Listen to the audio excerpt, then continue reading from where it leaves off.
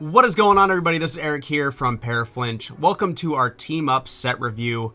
And today I've got the very one and only George Lopez. He is on the line with me, and he is going to help us rate these cards in the order they should be rated in. So George, go ahead and tell us a little bit about yourself. Well, for one, thank you for having me here today. My name is Blaine. I'm a local player in the Portland area. Can we restart? I'm sorry. Did I catch you off guard there? Yeah, a little. What is going on, everybody? This is Eric here from ParaFlinch. Welcome to our Sun and Moon Team Up set review, where we'll go through the relevant cards in the set, what we think are the relevant cards anyways, and we will rate them on our scale. We will go through the scale, but first, I want to introduce the one and only Blaine Gross.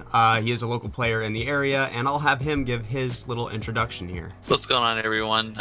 Yeah, my name is Blaine. I've been playing Pokemon for about 3 years now.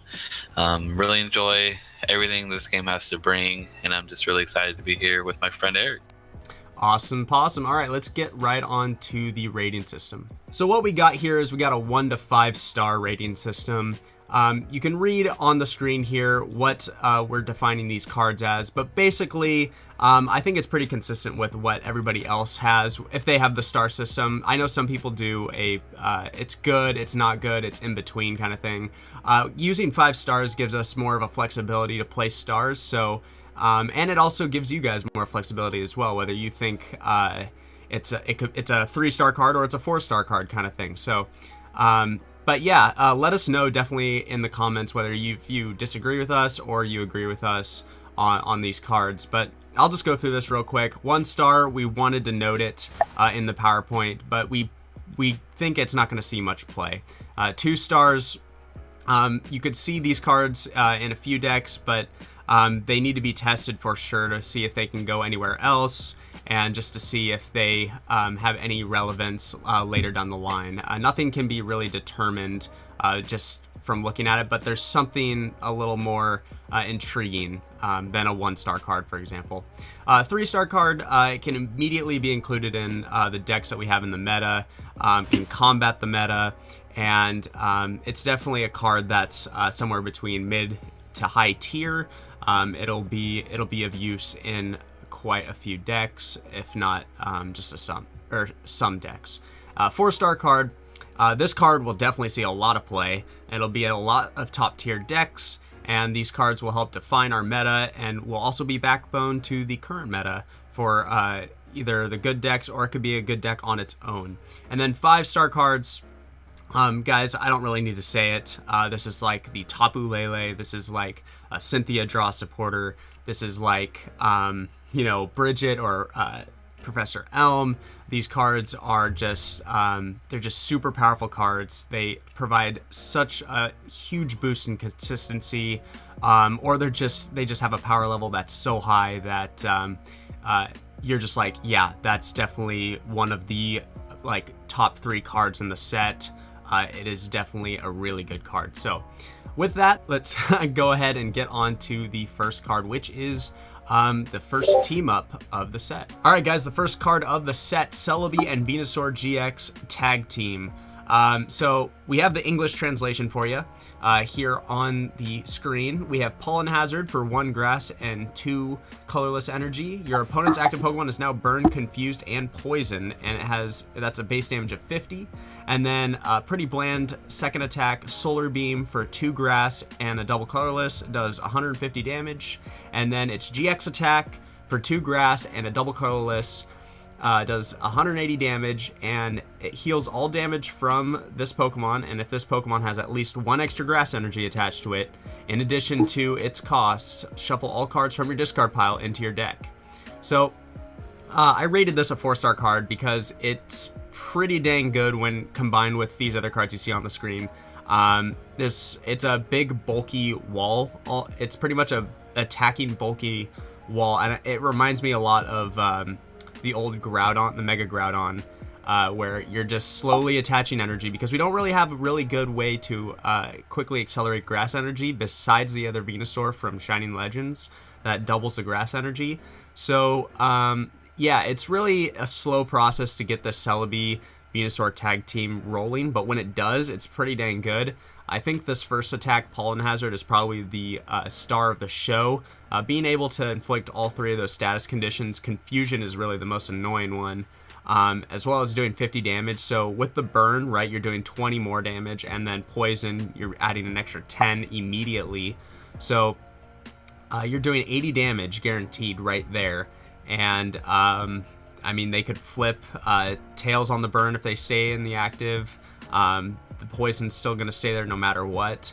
So, I mean, you're still doing a ton of damage and being this big fat wall while with just 3 energy attached. Though, yeah, you'd probably run Grass, Double Colorless Energy in your deck. But for the other attacks, they require, so the GX attack, right, requires 3 Grass. So there's going to be some time-consuming turns being able to keep this guy around and heal him. But you have the likes of Shaymin here. Once you're in your turn, you heal 20. You use potions, which was utilized in some of the Japanese lists. And Life Forest, for example. You have just lots of options. I also didn't put the supporter card Gardenia up. That's basically heal 80 damage or something like that. So there's definitely ways to keep him afloat.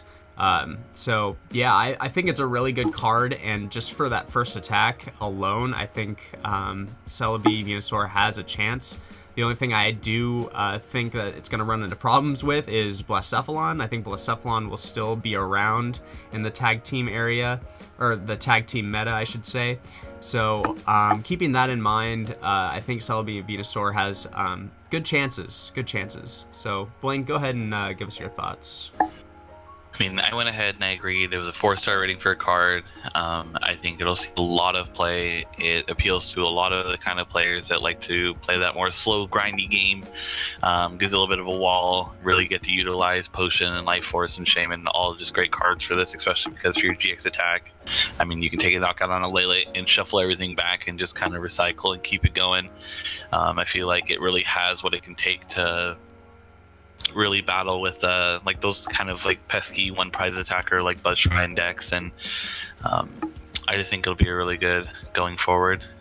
Yeah, you mentioned the 1 prize attackers. We haven't gotten to it yet, but Zapdos, or Zapdos, sorry, Zapdos. That's just an old saying I used to always call the card back when I was a kid. But Zapdos definitely is going to be a really top tier deck, top tier contender deck. It's another Shrine build. So it's Celebi Venusaur has a good matchup against Zapdos for sure, just because of being able to heal those poke damage that these Shrine decks are doing. So yeah, I definitely think Celebi Venusaur will have a good chance in the meta, as long as Blacephalon doesn't stick around, which I think it will, but I think it might also have a problem with things like Zapdos, so we'll have to see. So up next we have BEEDRILL. I mean, for me, I've always loved BEEDRILL, so I had a little soft spot for me. I went ahead and I probably gave it a gracious 3rd star. For 1 grass energy, has Destiny Barb. This attack can only be used when this Pokemon has damage counters on it. Both active Pokemon are knocked out. So, I mean, it'll have a great prize trade. And then for DCE, it's just Reckless Charge, 90 damage. This Pokemon does 10 damage to itself. So, I mean, it's a way to get the damage counters on itself. A lot of good ways right now. You have Rainbow Energy, it'll get the energy on it, and plus provide the grass for it. Can take a knockout on a big bulky tag team, take 3 prizes. I mean, it is a stage 2, so that's why you can't just, it would be immensely better if it was something like a stage 1, but I think it'll see a decent amount of play, at least from rogue players. I think it'll just be a fun, cheeky deck that players will enjoy.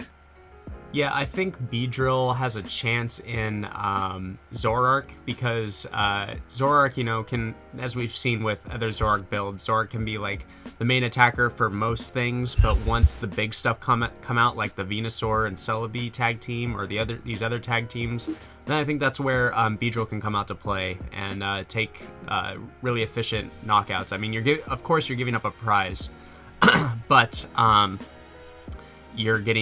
you're basically winning 2 over when they're only or you're winning 3 prizes, but you're getting a 2 prize exchange for losing your 1 prize, right? So I think in those niche situations, BEEDRILL can flourish, but that's if the meta is completely tag teams. And you gotta also remember, BEEDRILL is a stage 2. So, yes, you have consistency with Zoroark if you build the Zoroark build with BEEDRILL. However, again, it's a stage 2, and that's a lot of slots to commit. Maybe it's just a 1-1-1 line, or maybe it's a 2-2-2 line, or whatever. I'm not sure what the build would be. No pun intended on that.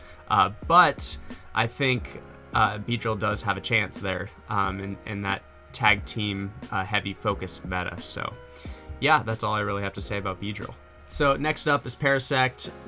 We pretty much just put this card up because it's got a interesting ability, and the ability states put 2 damage counters on your opponent's confused Pokemon between turns. So, and then the attack for Grass Colorless Mysterious Powder does 30 damage, flip a coin. If heads, your opponent's active Pokemon is now confused. So it's interesting because usually you see Pokemon that can add damage counters to existing conditions like poison and burn. However, you don't put damage counters on confused Pokemon, right? In between turns, the damage occurs when they flip for their attack, and if it's a tails, then they get the damage put on them. But so in between turns, though, if you have PARASECT in play, you get to put 2 damage counters on the confused Pokemon. So could be good somewhere, but I don't think it's going to see any play. I mean, honestly, the best confusion decks, or the best decks I think that going into tag team are probably the Venusaur Celebi, Blacephalon with its Bursting Burn, and Espeon GX, but that's not even seen any play. So I don't know. I think this doesn't have use at all, honestly, in any really good deck. So maybe in the future, but again, this is a stage 1 Pokemon, and getting this out is just to put 2 damage counters in between turns on confused Pokemon. It might be good in the Venusaur deck, but I don't know. I don't know if it's really worth it, to be honest with you. Yeah, for me, I want to be honest, I kind of overlooked the fact that it says it's confused Pokemon. So I definitely would drop my 2 to a 1. Honestly, that's my mistake. I think it'll have a small part, possibly in like a Venusaur deck, but I just see it not being worth it in something like an Espeon GX deck. I mean, they have Garbodor. It's a much better partner in this case. So, I mean, other than that, I really see it just not really seeing any play. So, I mean, that's really all I got for it. Totally. So up next we have SHAYMIN Prism Star, and I gotta say this is probably one of my favorite cards from the set. I'm a huge fan of playing Rayquaza, and so I mean I just feel like this card will be a real nice boost for it. So let's start off with it. It has 80 HP for 2 grass energy. It does Flower Storm, 30 times damage. This attack does 30 damage times the number of basic energy cards attached to your Pokemon in play. So it really synergizes with like Rayquaza GX and Vikavolt, shooting out all those energy. It's a 1 prize attacker. It's even got free retreat, so it's not even like the end of the world to have just sitting on your bench even when it's not ready. And it can just go off at any time for a ton of damage, especially with that strong charge. I just think overall it's just gonna be a really good card. Yeah, it's definitely a huge boost to Rayquaza GX. It really is just Rayquaza GX as a 1 prize attacker. So yeah, definitely a huge boost. I don't know if there's any other use for it outside of Rayquaza, because right, I mean, it is a nice 1 prize attacker, but you need to have a board that's focused on having a lot of energy on it and maintaining all that energy. So with a requirement of 2 grass, really that's the only thing that comes to mind at the moment is Rayquaza GX. So yeah, definitely worth the 4 stars.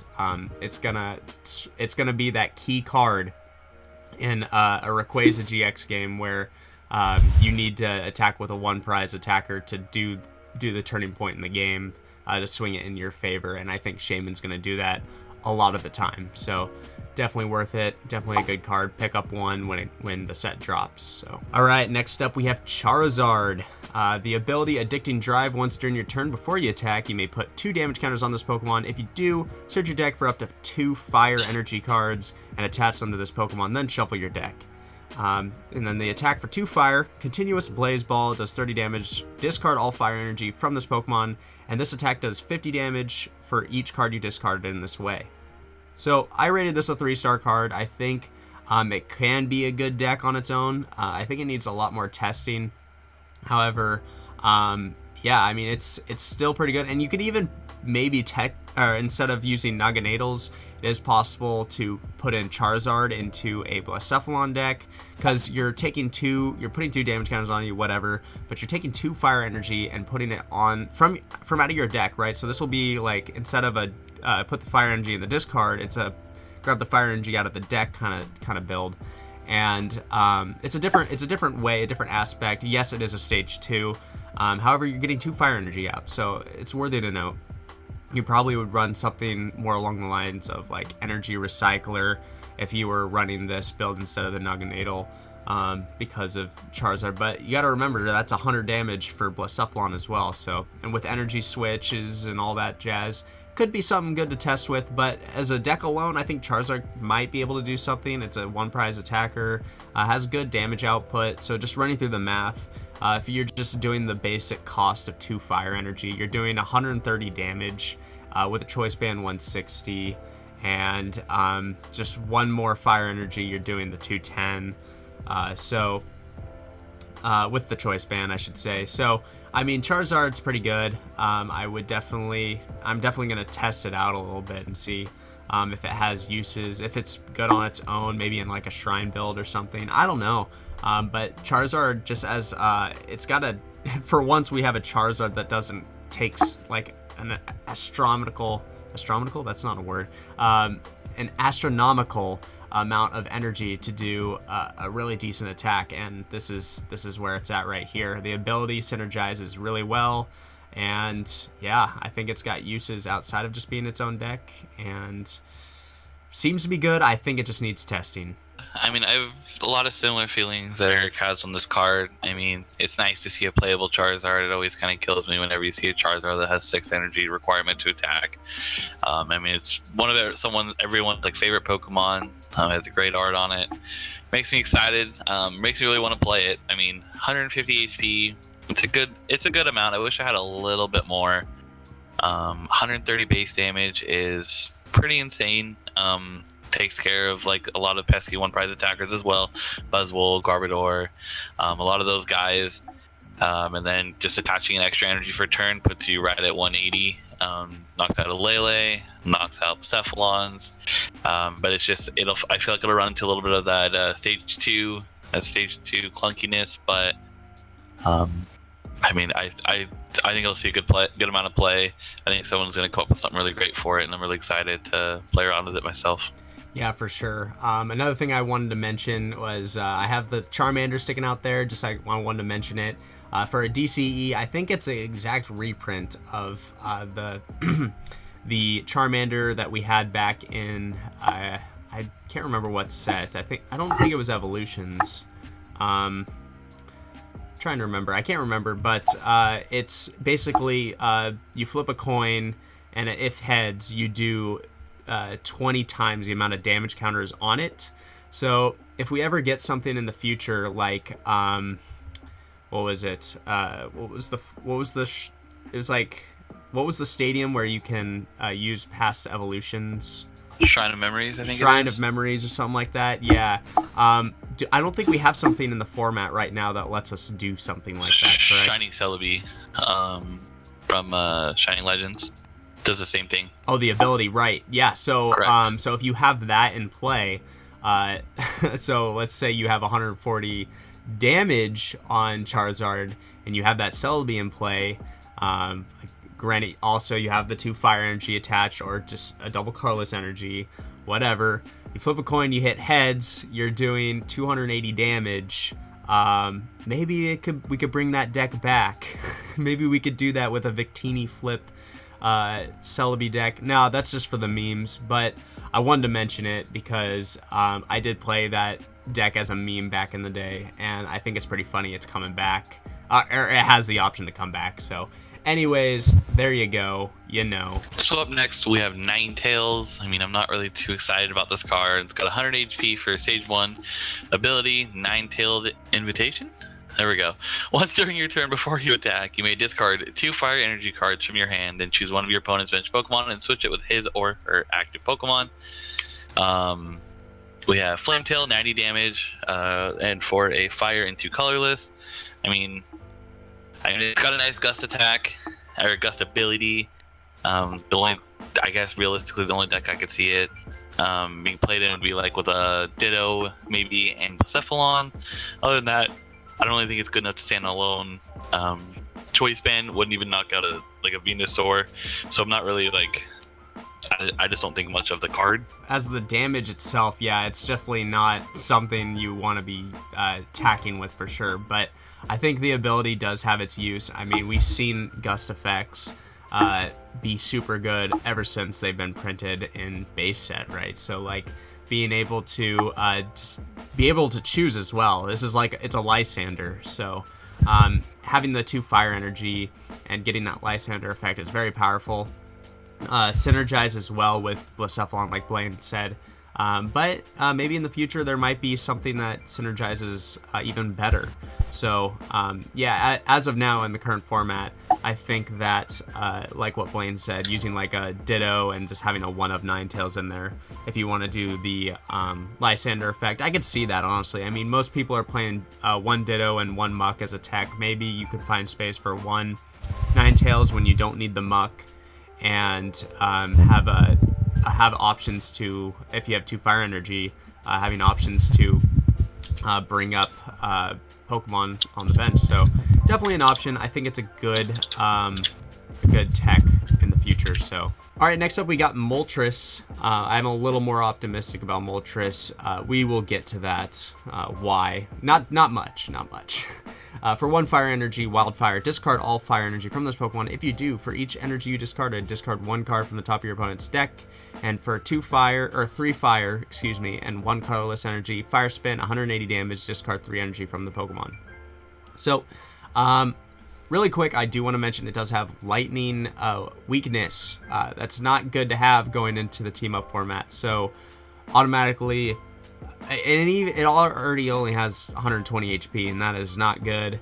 Really low for a legendary bird. But the reason why I think it has some sort of use somewhere is for the first attack, Wildfire. When you discard all the fire energy, you can discard a 1 card from the top of your opponent's deck for each one. So we have ways to do this in both expanded and standard. In standard, you have Kiawe. Expanded, you have stuff like Blacksmith, even the baby Volcanion. But again, this is probably center focused in a mill deck, obviously. So, I mean, right, in expanded, you probably have better options for mill, and in standard, we don't really. So maybe if you wanted to build something mill based, that might be good. But even the WAILORD Magikarp that we're going to talk about later might be a better option, just as like a bigger wall and being able to mill stuff. So I don't know.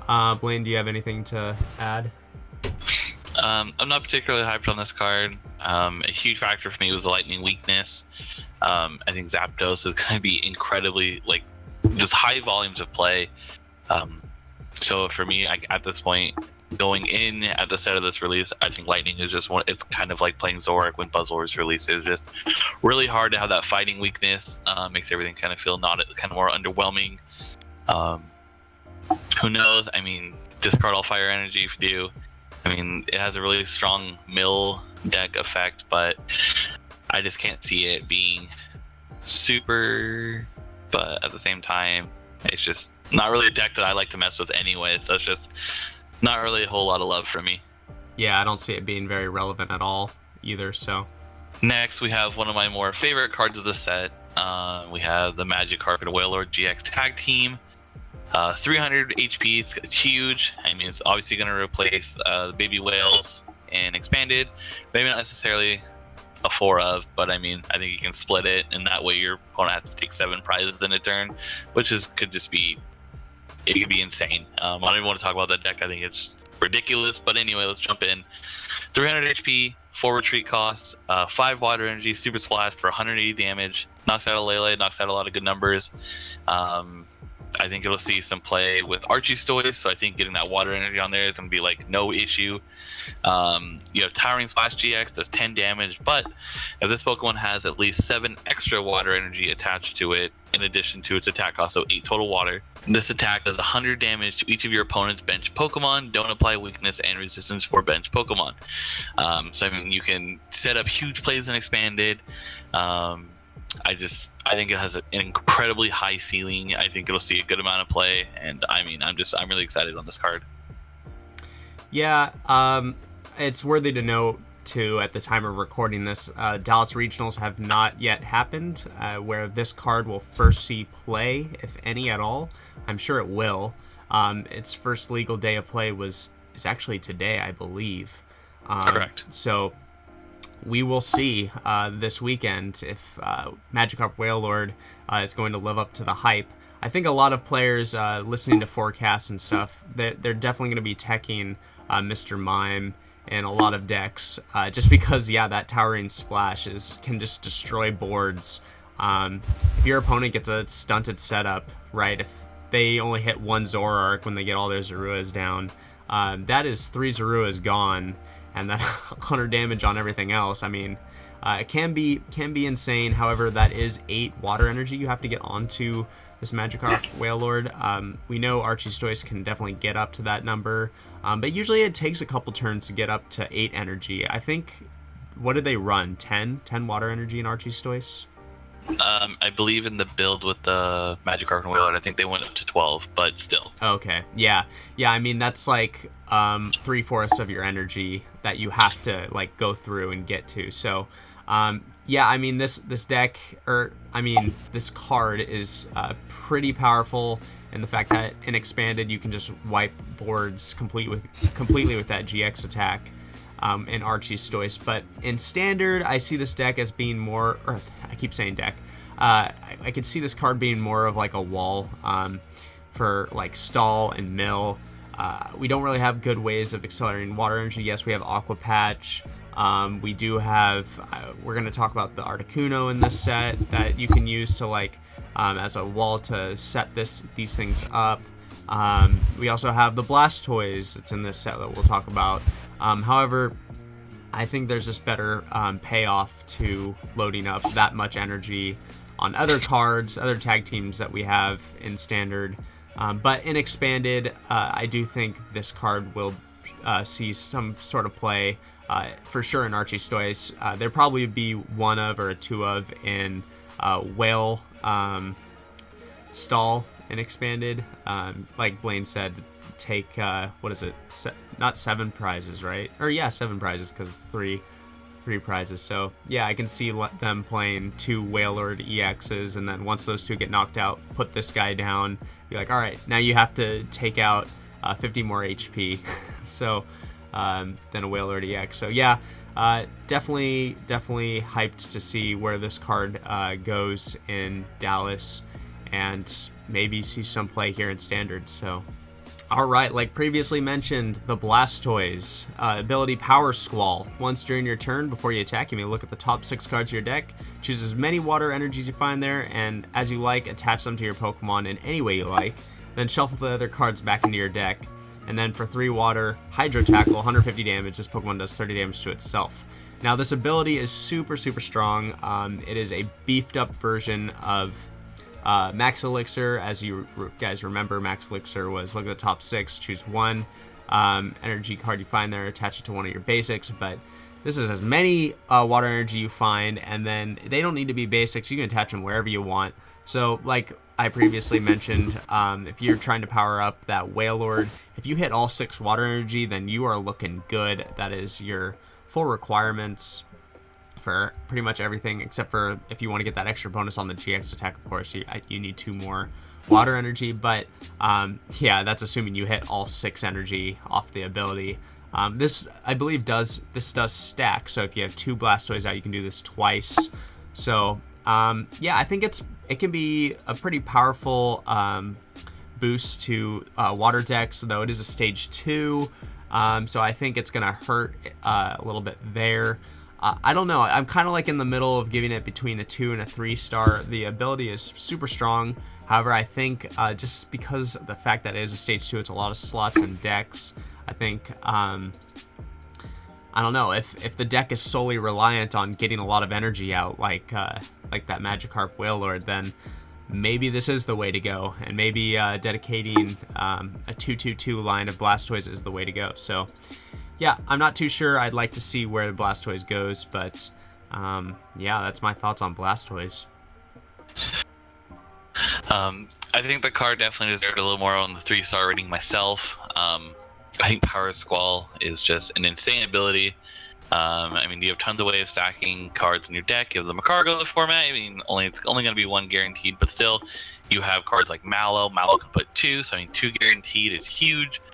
Can really power up some attackers quickly. I thought about, first thing that came to my head was pairing with something like Meganium. Meganium, you can make 2 of them super fast. You could have Swampert in there for your draw support. And then you could throw in something crazy like a Kingdra GX. Kingdra GX has a huge HP. I believe it's 240 or 230. Correct me if I'm wrong. And its attack is, I believe it's 50 for every water energy attached. So you could just power one up super fast, and I mean, just make your opponent deal with it. I mean, I think there's a huge ceiling for what Blastoise can do. Magikarp could really be helpful for it. I just think there's gonna be. I'm really enjoying the idea of playing around with it.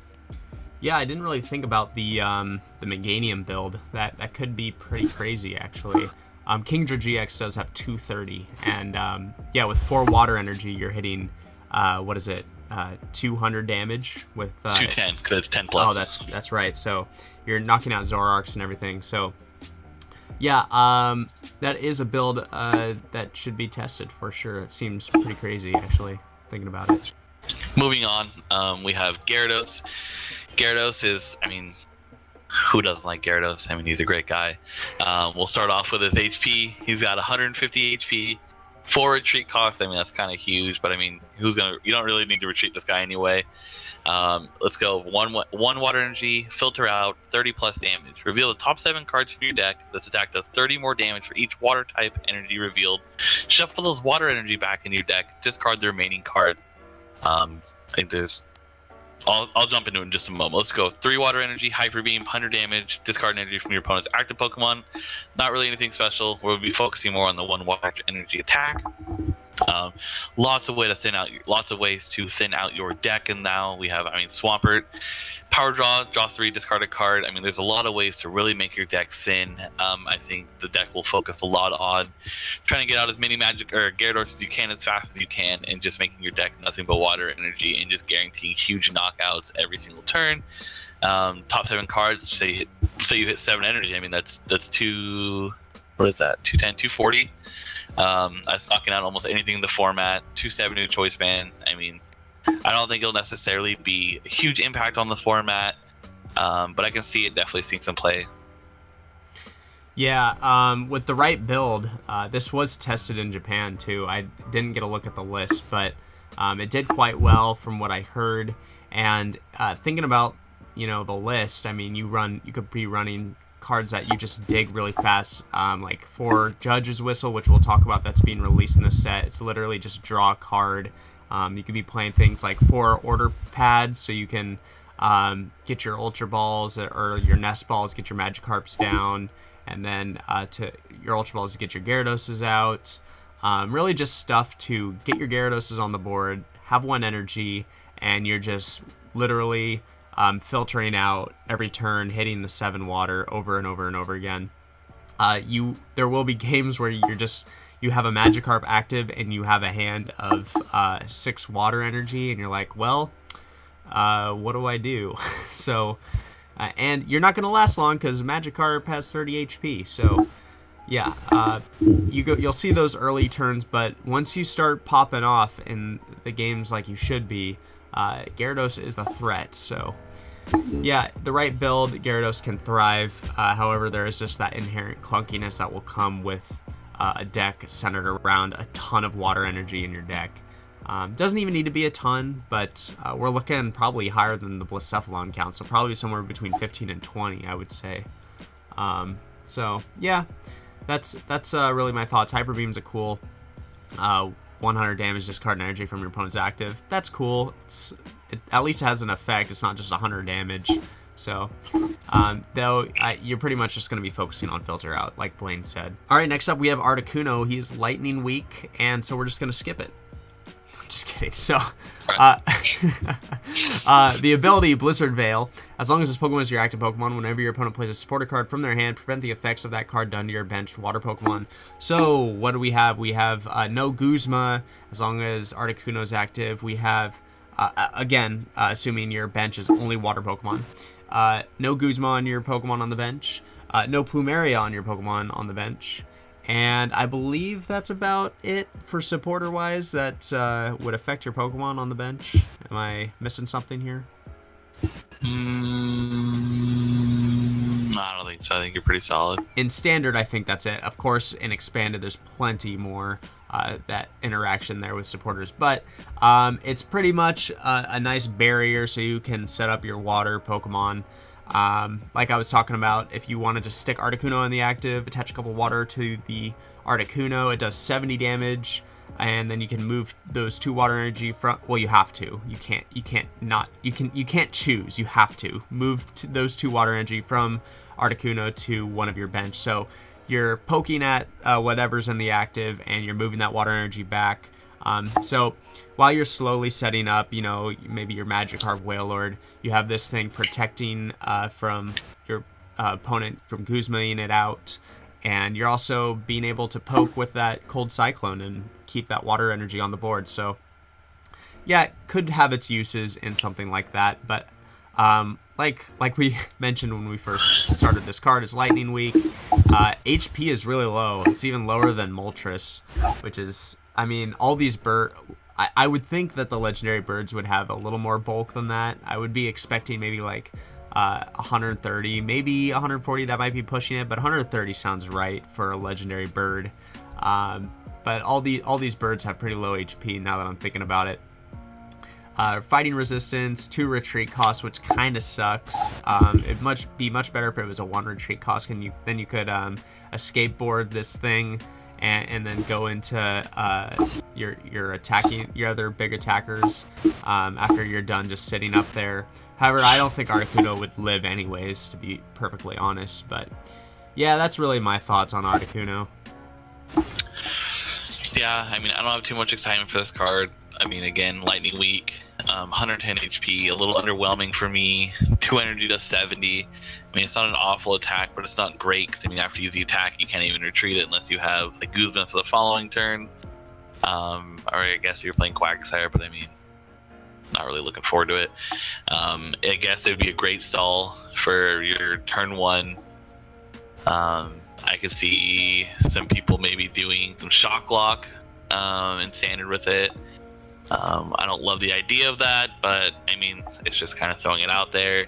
So I decided to give it the 2, but other than that, not too much excitement for it. All right, guys, up next, we have Pikachu and ZEKROM GX. I mean, what's not to like about this card? It's got everybody's little lightning mouse. Pikachu got a lot of fan favorite legendary with ZEKROM. 240 HP, 3 lightning energy, you have full blitz for 150 damage, search your deck for up to 3 lightning energy cards and attach them to one of your Pokemon, then shuffle your deck. We have Tag Bolt GX for 200 damage. If this Pokemon has at least 3 extra lightning energy attached to it in addition to the attack's cost, so which would be 6 total, this attack does 170 damage to one of your opponent's bench Pokemon. A lot of things stand out with this card with me. I mean, the fighting weakness always makes me sad because, I mean, people like to play Buzzwole. But for the most part, 150 damage for your first attack is great. Choice Band knocks out a Lele. Everyone's playing Lele. Lele's a great card for as long as we have it. You can even use this attack on your second turn going first, or use it on your first turn going second. With cards like Licia, getting access to Thunder Mountain and the Tapu Koko Prism Star, which we'll talk about later in the set review. So attacking turn 1 and attaching 3 energy and doing 150 damage could just be a huge momentum shift. I mean, it could almost win you the game right off the bat, especially with the GX attack and then the ability to do the 170 to a bench Pokemon. The ceiling is high for this card. It's doing extremely well in Japan. I'm pretty sure it's, if not the best deck, one of the best decks. It's just got a lot of utility. I can't wait to touch this card. It's gonna be great. Yeah, when I saw this card get introduced at Worlds last year, and I read these attacks, I was like, yeah, I hope that gives up 3 prizes, because this card literally can win you the game.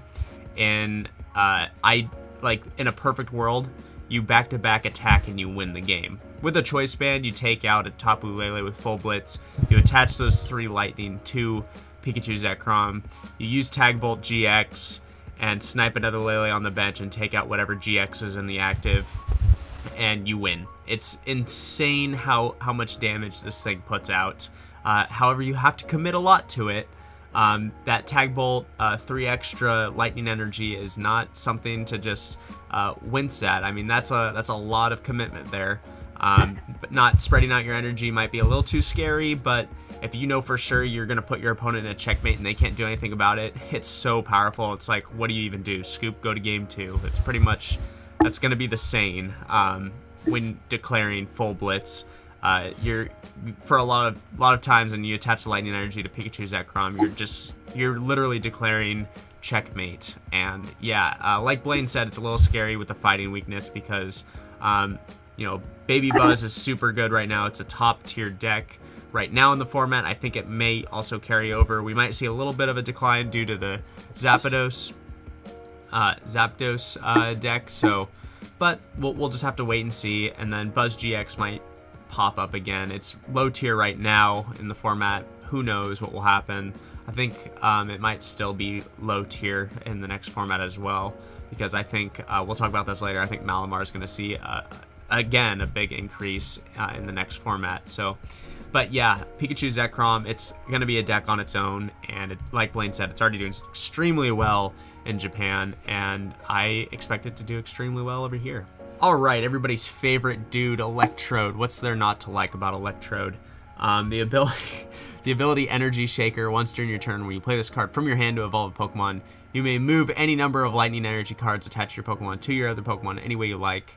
For Lightning Colorless, Speedball does 50 damage. We're really talking about this just for the ability. If you're not a heavy thinker and you just want to worry about, I just want to get my energy down per turn, and I don't care where it goes because I have my Electrode, I'm going to be shaking up this energy later anyways. Who cares? Then Electrode's the guy for you. However, if you like to plan where you're going to be attaching your energy methodically, then this card is completely useless. There may be use, like if you're playing this maybe as a one-of, maybe a Ditto, and maybe Pikachu ZEKROM, so you can spread out your energy a little bit better. After you use the, your GX attack to maybe early on take 4 prizes, and then spread that energy out a little bit. However, it's a stage 1. I'd like this better if it was like a Prism Star basic or something like that, like an ability like that. That would be kind of cool. However, yeah, I don't think it's really worth it as long as you plan out your energy attachments and your abilities, like from the Tapu Koko Prism Star that we'll talk about, and the effect from the Pikachu ZEKROM. I think you're just going to be fine. So I don't think there's any use for Electrode, honestly. Yeah, I mean, in particular, I'm just not really excited on this card. I just think the ability is really underwhelming. It's a stage 1. The attack isn't really viable. I think it deserves a 1-star fighting weakness. I mean, I'm just going to go ahead and give this card a pass, but maybe it'll have a use later in the future, but who knows. It does have a cool art with the yarn. It is a yarn boy, that is for sure. We have everyone's favorite electric bird, Zapdos. I honestly, 5-star rating, speaks for itself. 110 HP, absolutely huge. Basic Pokemon, 2 retreat costs, which is not ideal, but can't have everything you ever want. 20 fighting resistance. It's really going to give that Buzzwole a harder time. Makes Jet Punch only do 10, makes Baby Buzz Sledgehammer even weaker. So for 1 fighting one fighting, 1 lightning energy, we have Assault Thunder, 10 plus damage. This Pokemon becomes your active Pokemon this turn. This attack does 70 more damage. This attack damage isn't affected by weakness. Base damage, 80 damage, reminds you of Glisopod's first impression. This started on your bench and becomes your active Pokemon. It does that, gets that damage boost. I think with electric power, there's just so many cards that can really, it just really gives this card just so much power. You have Thunder Mountain, makes it attack for free. Overall, it really deserves that 5-star rating. Yeah, with the addition of this set and Lost Thunder, the amount of lightning support is just insane. There's so much ways to build Zapdos, and all of them are really reasonably good ways to build it. It's going to see tons of play. It's doing extremely well in Japan. There are many different builds. There's a Shrine build. There's a Jolteon GX build. There is, which isn't coming out in this set, by the way. Jolteon GX is coming out in like a box set later down the road. There's people throwing it into Pikachu ZEKROM. There's just so many different ways to build Zapdos, and it's going to be a top tier deck for sure. Yeah, like Blaine said, it's a Glisopod on a basic. So yeah, definitely be on the lookout for this. It's basically going to be the new deck to beat. It's going to be a nice 1-prize Shrine deck. So yeah, I mean, I'm pretty sure everybody watching this already is aware and they've heard about Zapdos. So look out for it. It's going to be there, and it's going to be at the top tables for sure. All right, next up we have ZEBSTRIKA. This card will definitely see play in Zapdos, I think.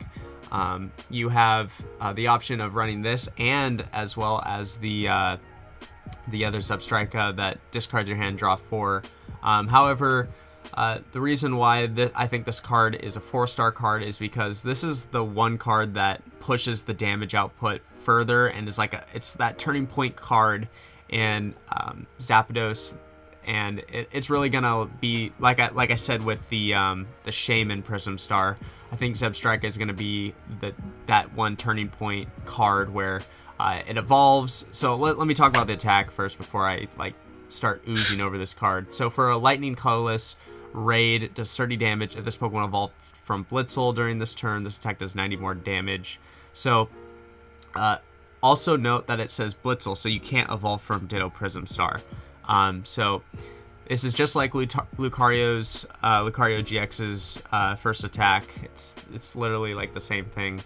So you're doing 120 damage. Also, you can boost this up with the likes of Choice Band, Electro Power, all this good jazz stuff. And then also has a really bland Lightning Colorless Mach Bolt attack for 100 damage. But really, you can come out of nowhere with a raid. As long as you have a Blitzel with a lightning energy attached to it, it is a threat throughout the entire game.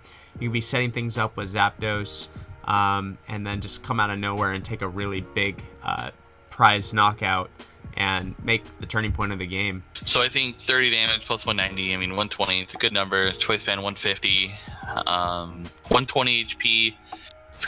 It's a good number for it. Again, like I said, any Blitzel or Ditto with a lightning energy on it, so it's going to make you a little bit nervous. I just agree with Eric. I mean, it's just going to be one of those cards that you never want to see across the table from you, but I mean, I think overall it really is what kind of sets Zapdos over the edge a little bit, especially with electric power. Like, it's just so strong. Yeah, you mentioned Ditto. You actually can't evolve from Ditto. It says Blitzel. You're right, sorry. Yeah. So yeah, it does have to be a Blitzel. So keep that in mind if somebody tries to evolve this and use the raid attack. It does say Blitzel, so it doesn't say if it evolved this turn. Maybe it does in the English translation. We don't know, but from the Japanese translations that we've received for Pokebeach, that is the translation as it stands. So we got AMPHAROS GX. Eric gave it a small 2-star rating. I decided on giving it more of like the 3-star. 240 for stage 2. I mean, that's starting to get more common for these big stage 2s. 1 lightning energy. We have power recharge for 30 damage. Put all electric power cards from your discard pile into your hand. So you can just spam 4 electric powers, do an extra 100. What is that? Is it 30? So 120. and you shuffle them right back in. So, I mean, recycles them, good attack, 2 lightning energy, impact bolt, 150 damage, discard all lightning energy from this Pokemon. Electrical GX, search your deck for up to 7 Pokemon, reveal them, and put them into your hand, then shuffle your deck. GX attack is, to me, it's super cheeky. I can't think of a ton of uses off the top of my head. I don't think the card will see a large amount of play, but I feel like it has its place, and we'll see some. I actually argue that electrical GX attack is probably the worst GX attack we've seen up to this point. Like, why you get this big stage 2 out, and then that's the GX attack that you know, I mean, stage 2 Pokemon, you know, Gardevoir, shuffle 10 cards from your discard pile into your deck. What's another stage 2 Pokemon that has any stage 2 GX? Honestly, this GX attack is super underwhelming. Why would you ever want to get 7 Pokemon? Maybe there's a deck somewhere out in the future that this is relevant, but as of now, I don't think just getting 7 Pokemon. I get what they're trying to do. They're trying to be, what do you call it? Symmetrical to how Ampharos is. It's the lighthouse Pokemon, so it's like, hey, all Pokemon come to me kind of deal. But honestly, that GX attack is just so it's so bad. I don't know, but I do think if you do play Ampharos GX, you're really just going to be focused on getting your electro powers. And I did get a typo in the slides there. It says electri power. It's electro power or electric power, whatever. So I can see a build of this with the Alola Ninetales GX, getting your electric powers easily that way, and then just streamlining this with a choice band. You're hitting 180 and just keep doing this. You can have a lot of like max potions in there since it only costs 1 lightning energy. I can see a build like that. However, with the fighting weakness, I think that'll always be a threat to the likes of any kind of Buzzwoles. So and being a stage 2, it can be, you'll have that stage 2 inherent clunkiness. I think you'll have those problems in the future. But yeah, impact bolt, 150 damage, discard all lightning energy. That's also another way. If you don't have your electric powers, you can do 180 with a choice band. Really, that's as high as the damage goes. I mean, you can only go as high as 180. So it's kind of vanilla. It doesn't hit the 210, which I would expect GXs sorry, a GX that's a stage 2 should be able to hit.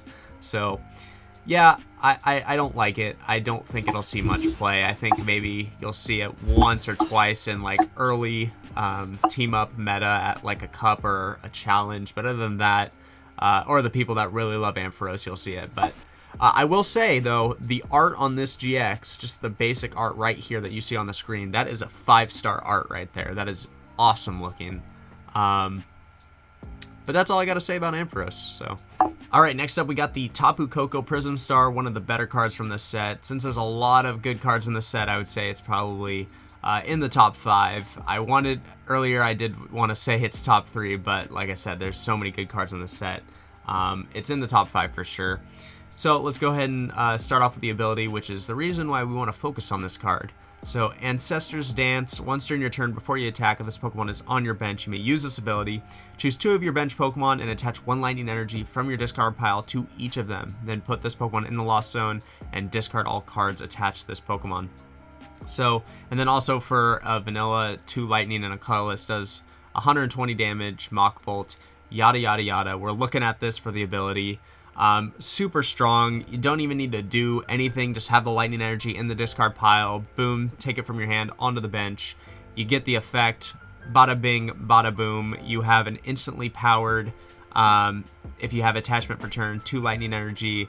Like what Blaine was saying during the Pikachu ZEKROM tag team slide, you can, with the stadium, the Thunder Mountain Stadium Prism Star, you can theoretically attack with Pikachu ZEKROM's attack on your first turn going second. So it is insanely powerful that Tapu Koko Prism Star can give you this effect.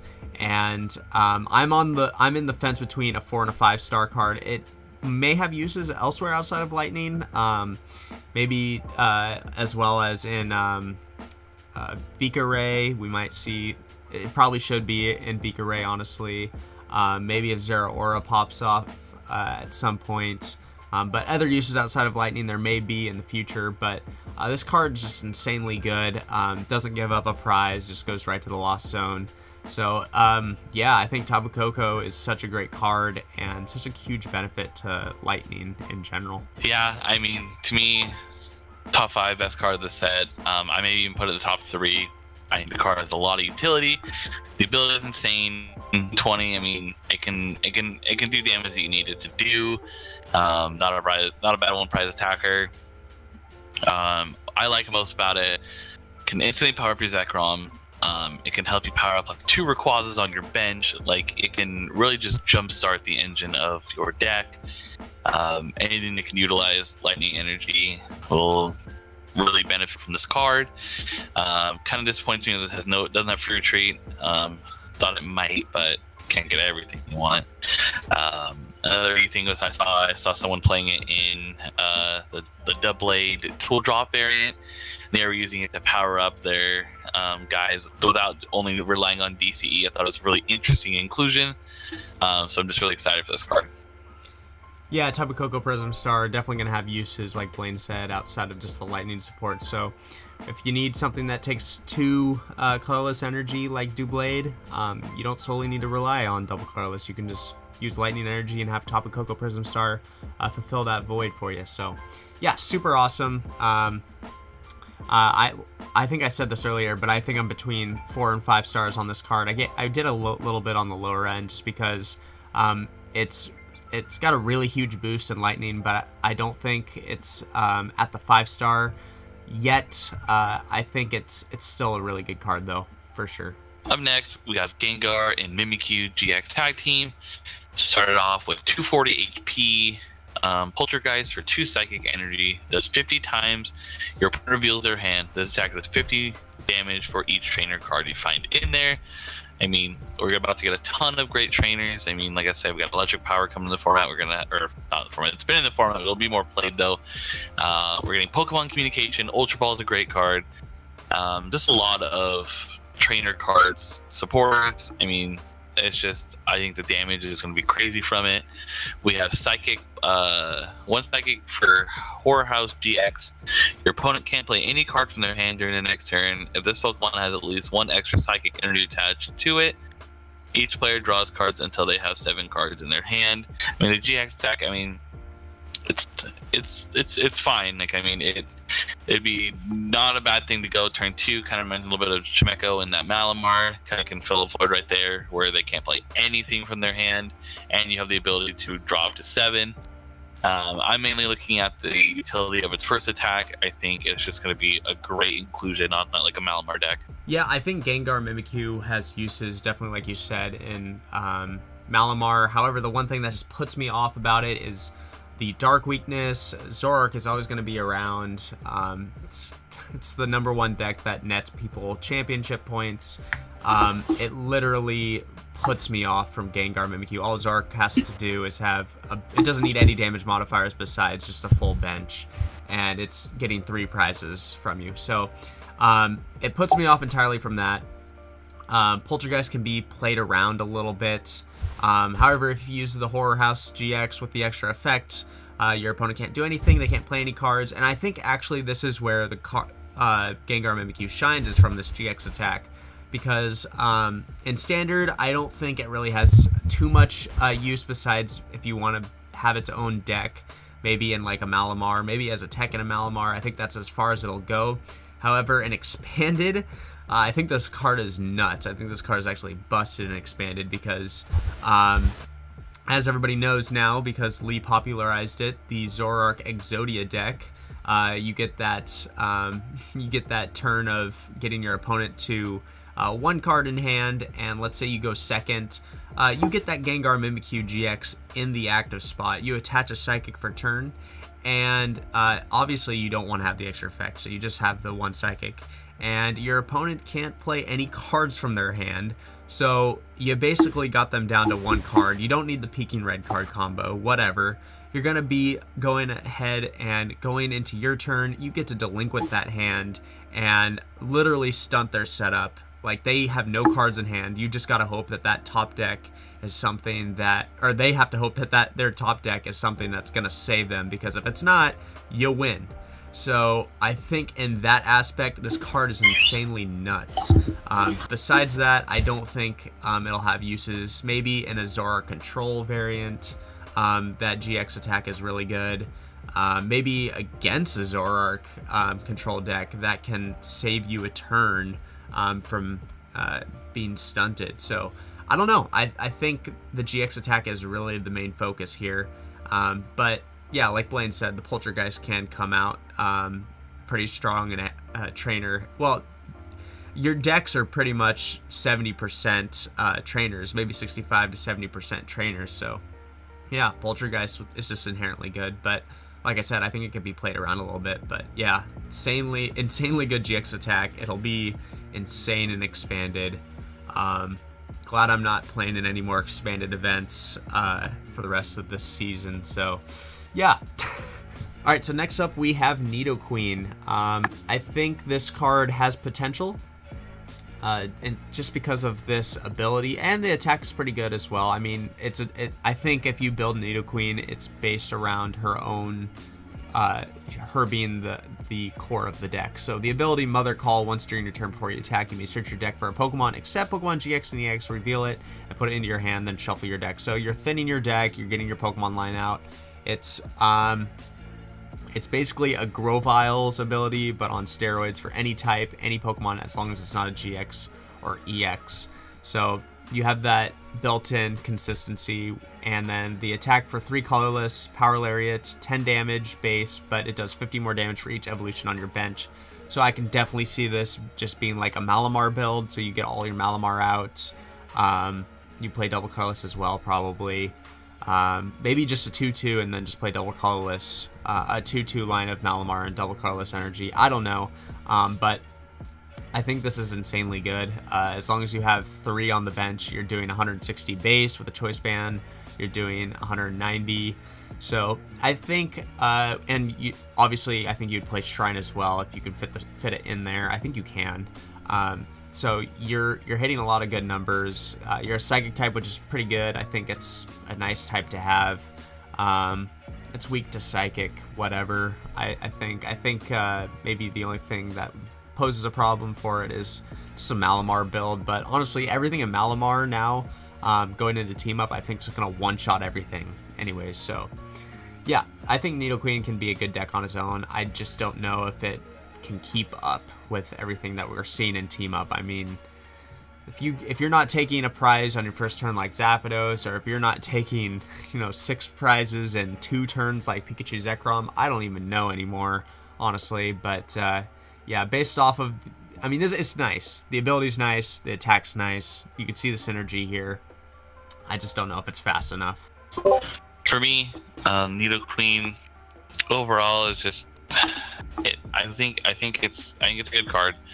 I don't know if it can stand alone on its own build, like with like a Malamar variant. I think it just would be too slow, and I think there'd be like a lot of moving parts for it.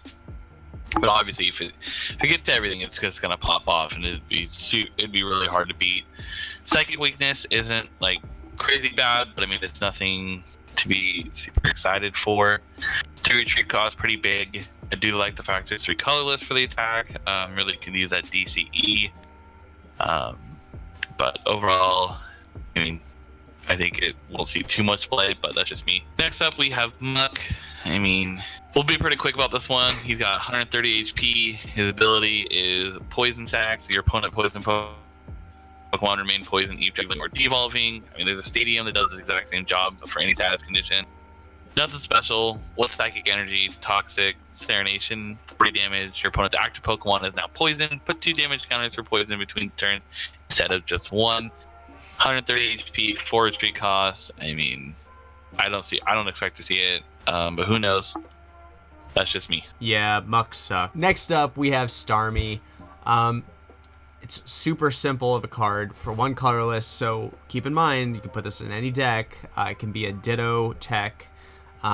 So for a colorless Strange Wave, 40 damage, it's cool, it does damage. Honestly, I'd be cool if it didn't, but search your deck for up to 3 water or 3 psychic energy cards and attach them to one of your bench Pokemon. So it's digging the energy out of the deck and attaching it to something.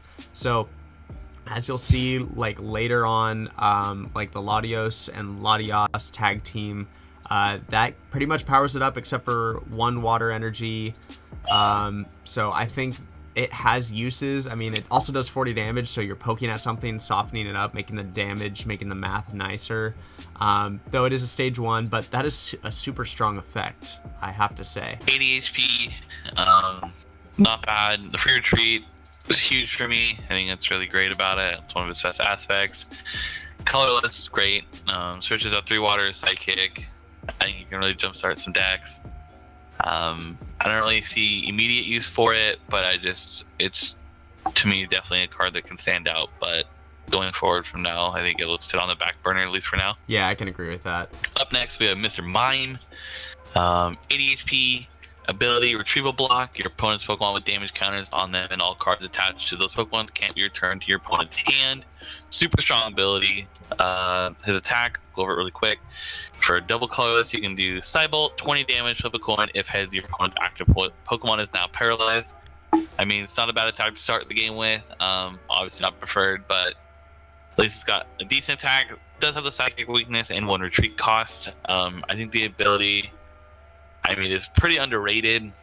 Acerola can play a huge part in a lot of things going forward.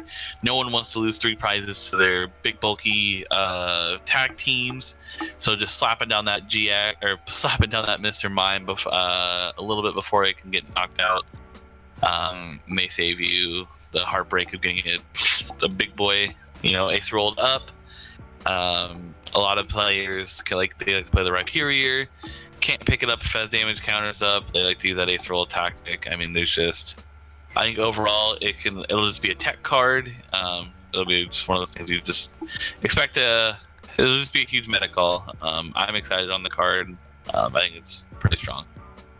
Yeah, for me, I think Mr. Mime actually perfectly defines a 3-star card for me. It's a tech card, like you said, but I'm not excited about it. I'm glad that it got printed, but I'm just not excited. I think it's going to be great for teching in.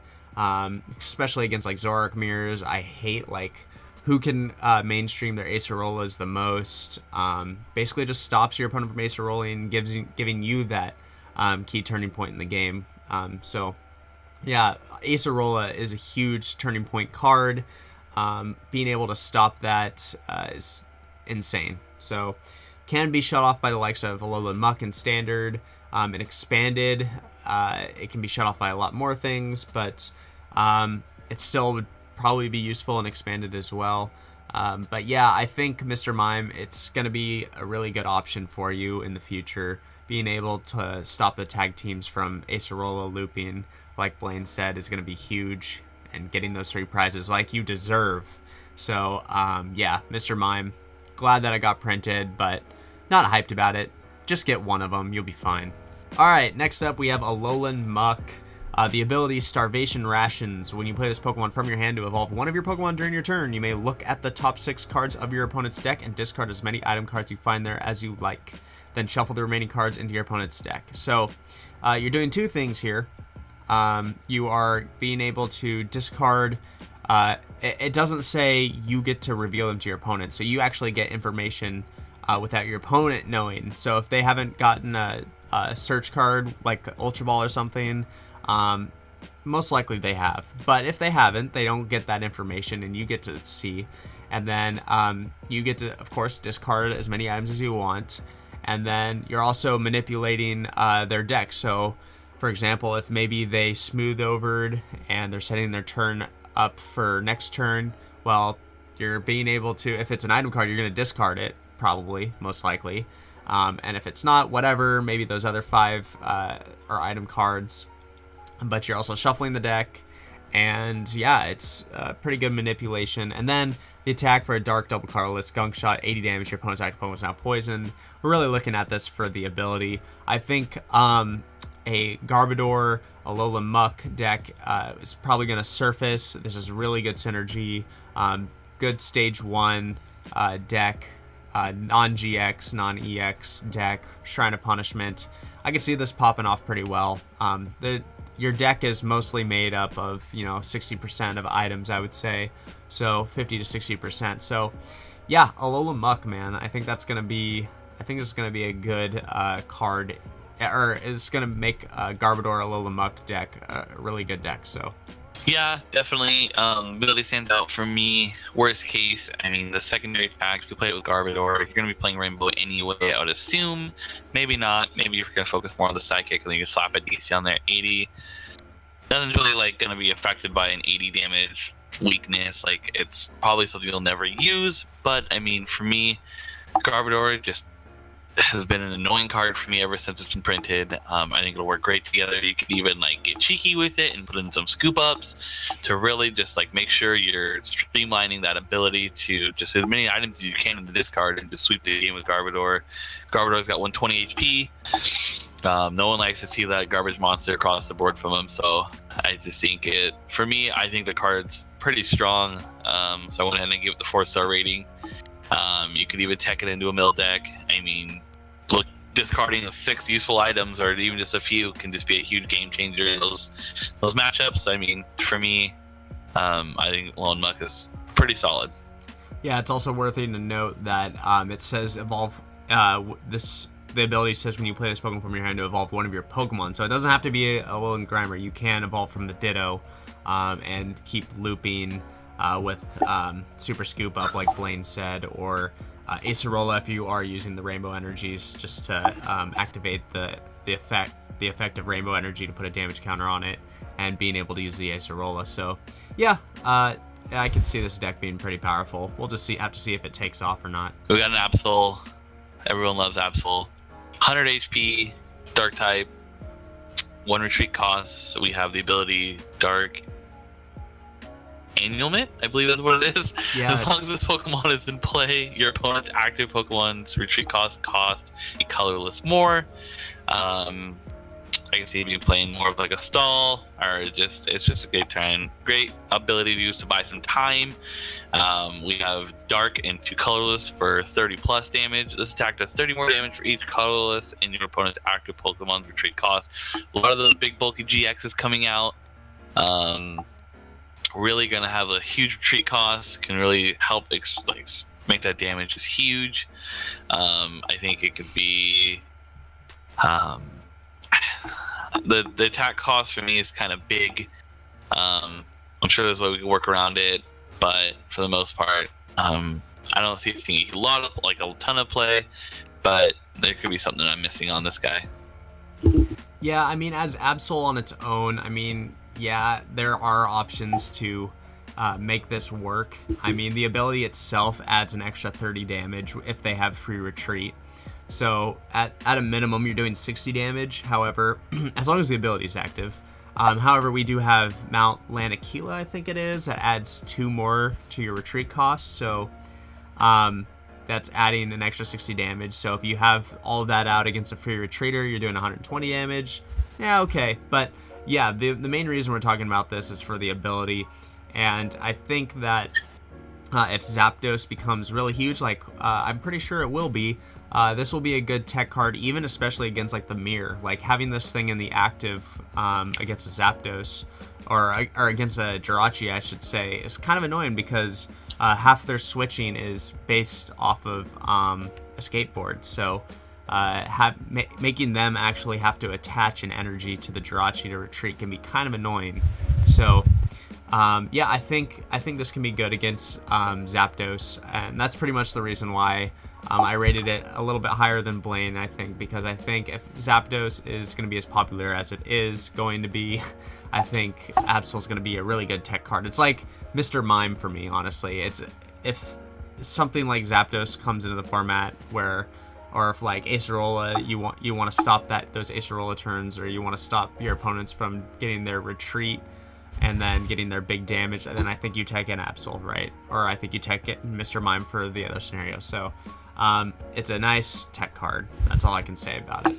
All right, next up we got Zoroark. Everybody, I know all of you out there love Zoroark. It's like your favorite card. You'd never want it to get banned. For a Dark Energy, taunt switch one of your opponent's bench Pokemon with their active Pokemon, also known as Lysander.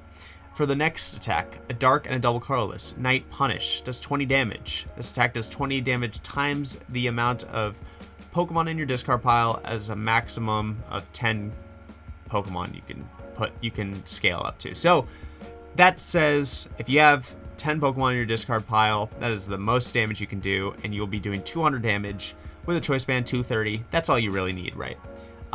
Pretty dang good. However, what really sucks is that attack cost, a Dark and a double colorless. So if this was a double colorless, we'd be having a much better rating on this card. However, it's a 2 attachment at the least for that attack, and it's on a stage 1 too. So I don't know. It'll have uses, I'm sure, in the future. If we ever get a Dark Patch reprint or something in Standard, this card will be awesome.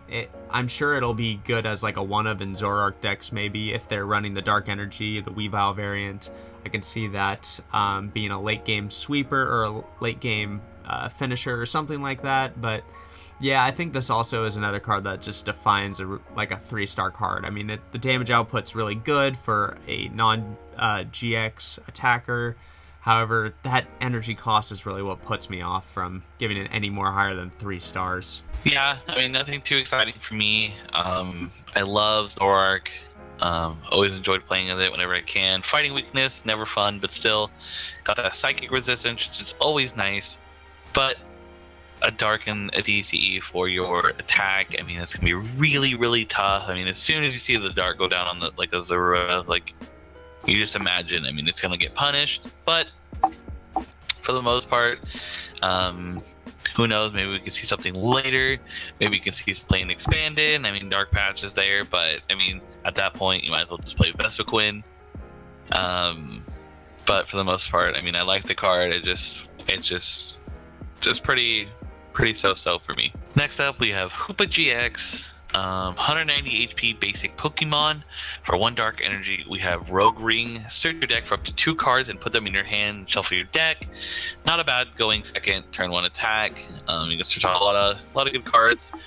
Then we have Dark Strike for 160 damage. It's 3 Dark Energy requirement. This Pokemon can't use Dark Strike during your next turn. I mean, it's 160 is nothing like it's not an amazing number right now. With Choice Band, you do 190. Knock out a lot of like the prevalent like known GXs at the moment. But I mean, it doesn't knock out a Zoroark unless you're Kukui. But 3 energy for Dark, I mean, that's asking a lot. Then we have Devil Hand GX, which is a crazy cool name. I mean, I love the concept of it, but I mean, 3 Dark Energy, choose 6 of your opponent's Pokemon GX, EX Pokemon, and do 30 damage to each of those Pokemon. You may choose the same Pokemon more than once. Only 180 damage to play with. If it was any kind of Pokemon, I mean, like non-EX GX, I think this attack would be a lot stronger. But still, 3 Dark Energy, that's a huge mountain. That's a lot of attachments. I just think it's just kind of underwhelming. I mean, I love Hoopa. I'm not too hyped on this card.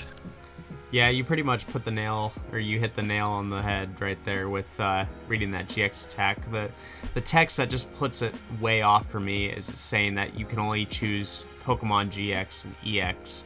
And honestly, I don't know why they did that. This card could be so much better, and especially for a 3 Dark Energy cost, it should be any Pokemon. It shouldn't just be EX and GX. I mean, maybe they were thinking of expanded, and you could turn 1 do this with Dark Patch or whatever. But even still, I think being, generous. I think that's not being too generous or whatever. I think that would be fine. And in Standard, I just think this card it's just gonna get steamrolled. We don't have very much. We don't have any Dark Acceleration, I don't think. So, Rogue Ring is fine. Searching for 2 cards, put them into your hand. We don't have much hand disruption besides Marshadow Let Loose and Judge. So maybe that's fine. I don't know. I mean, if you're going to play something like this, I think just Buzzwole GX is probably just better. Because Jet Punch, you're getting that early aggression, and then it has the same exact second attack just for 3 fighting instead. And I think the GX attack on Buzzwole is even better, so yeah, I think Koopa's just super underwhelming. Alright, so next up we have Incineroar GX. I think definitely the better GX, or the better Dark GX in the set for sure. The abilities, Scar Charge. Once during your turn before you attack, you may put 3 damage counters on this Pokemon. If you do, switch up for 3 Darkness Energy and attach them to this Pokemon, then shuffle your deck. So that is instant acceleration for you. You don't have to have anything on your Litten. You don't have to have anything on your Torracat. You literally don't need to do anything except for get into this Incineroar and just Scar Charge, and you are fully loaded. So Crush Punch for 130 damage, or for 3 colorless energy. It does 130 damage. Discard a special energy from opponent's active Pokemon. Cool effect, really awesome. Vanilla damage, though it does take care of all the 130 Pokemon. I'm glad they didn't just do 120. 130 is the perfect number if you're gonna do something like this. 2-shot pretty much everything, especially with a Choice Band. You're gonna be hitting those 270 team up Pokemon. And then for again, triple colorless, DD Tornado GX. 10 plus damage is the base, but it does 50 more damage for each damage counter on this Pokemon. So there's that synergy with Scar Charge. It has a nice bulky 250 HP for stage 2. And going back to GX attacks, like when we talked about Ampharos GX attack, this is what you want to get from your GX attack. You want to have a big burst of damage to take a nice knockout, not search for 7 Pokemon. Maybe with the Zoroark that we just talked about, maybe there's some use there, but I don't think so. I think this is a really good card. Every single thing, every single ability, every single attack, I think is solid. I just barely did not give it 5 stars because it's a stage 2 and it's weak to fighting. That's the only reason that's holding it back. I think it could have insane synergy. I think you can also play around with like stuff like Max Potion, though that does take away the damage counters, but after you use the GX attack, whatever, right? Because you can just Max Potion all that damage away, and then you can use the likes of Energy Recycler to put that energy back, Scar Charge, rinse and repeat. I think dealing with Incineroar will be annoying, but yeah, it's I think it's pretty good. It could be a pretty good deck. A blaring weakness for me was Incineroar, obviously the fighting weakness. 250 HP though, nothing to joke around with. I mean, it's a great number. The fact that you can instantly charge it up with its ability, Scar Charge, great. I just am like a huge fan of it, especially the synergized Volter GX, because you instantly have 150 plus 10, so 160, 190 Choice Band on the board as soon as you do it, so it can nuke if you need it. And obviously, if you take an attack and survive, I mean, you're going to knock out anything in format. So, really huge factor. I do like the 130. Really can really stick it to some of those one prize attackers. I'm more excited to pair it with the Greninja tag team that comes out in the next set. Obviously, we'll touch base on that when that card's coming out. For the most part, I don't see it seeing a ton of play immediately, but I think when you compare it with that Greninja tag team, I think it's going to be something real special. Especially with that ability, it'll charge up real quick. Up next, we have Jirachi. It's got to be, this is one of my favorite cards from the set. Card's insane. Started off 70 HP, nothing special. Fire weakness, psychic weak resistance is good. 1 retreat cost. Would have been insane if it would have had free retreat, but can't complain with 1. We have ability for Wishing Star. If this Pokemon is your active Pokemon, you may use this ability. Once during your turn, before you attack, you may look at the top 5 cards of your deck, choose 1 trainer card you find there, reveal it, and put it into your hand. Shuffle the other cards back into your deck. This Pokemon is now asleep. Instantly comes to mind for me is a skateboard. Throw a skateboard on there, can still retreat for free, takes away that retreat cost, and still can retreat with a status condition. Free trainer's mail for you to look at anything you need.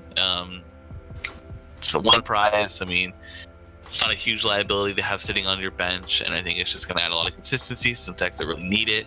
I'm really excited on this card, and I think you'll see a ton of play. Yeah, it's a beefed up trainer's mail that we're getting back into standard, and like you said with the skateboard, the combo is great.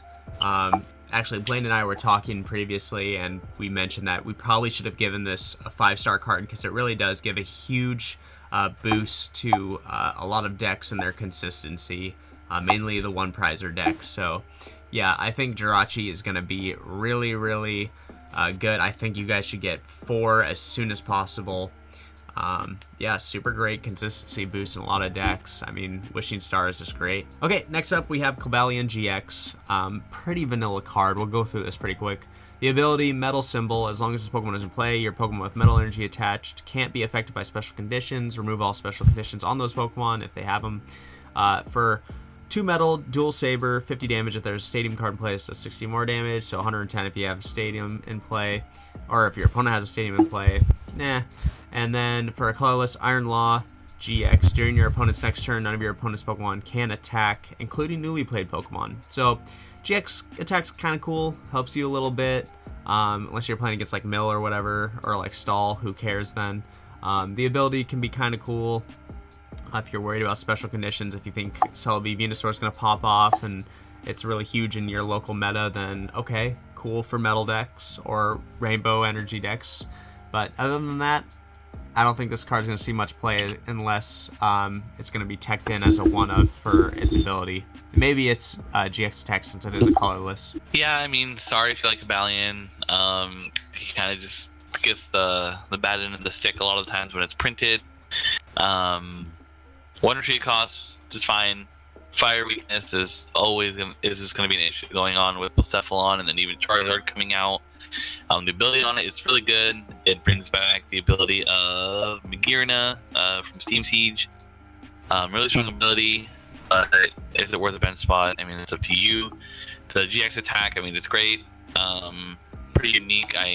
So they worded it that it also includes newly played Pokemon. I thought it'd be super, super underwhelming if it hadn't. It can buy you a turn. It just I can see it being a 1-of in maybe some decks, but I mean, really nothing special from this card. Okay, up next we got Doublade. I love this card. 90 HP, it's stage 1, double colorless attack.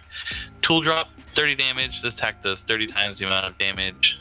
The number of Pokemon tools in play, both yours and your opponent.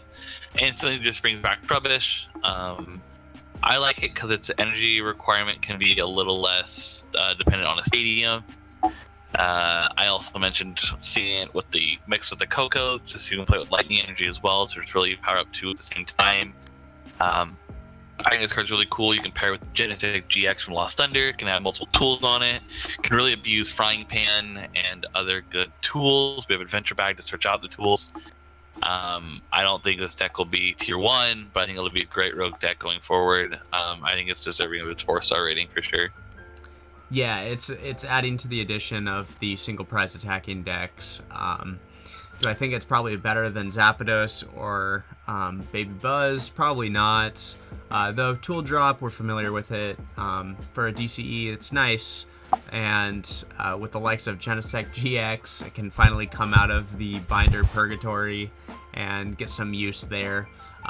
But we'll have to wait and see if Doublade does take off. I do expect it to get some amount of play, and we'll just have to see if Tool Drop comes back in full force. All right, next up we have Hitmonlee. I'm also going to talk about the Hitmonchan because they kind of go concurrently together, as you will see. So for 1 fighting energy special combo, this attack can only be used if Hitmonchan used Hit and Away on your previous turn. This attack does 90 damage to one of your opponent's bench Pokemon. Don't apply weakness and resistance for bench Pokemon. And then for 2 fighting and a colorless, Megakake does 90 damage. So this Hitmonlee is all based around going back and forth between the Hitmonchan, which we will go to right now. The Hitmonchan says for a fighting energy hit and away, 30 damage. You may switch this Pokemon with one of your bench Pokemon, and for a fighting double colorless, 70 damage.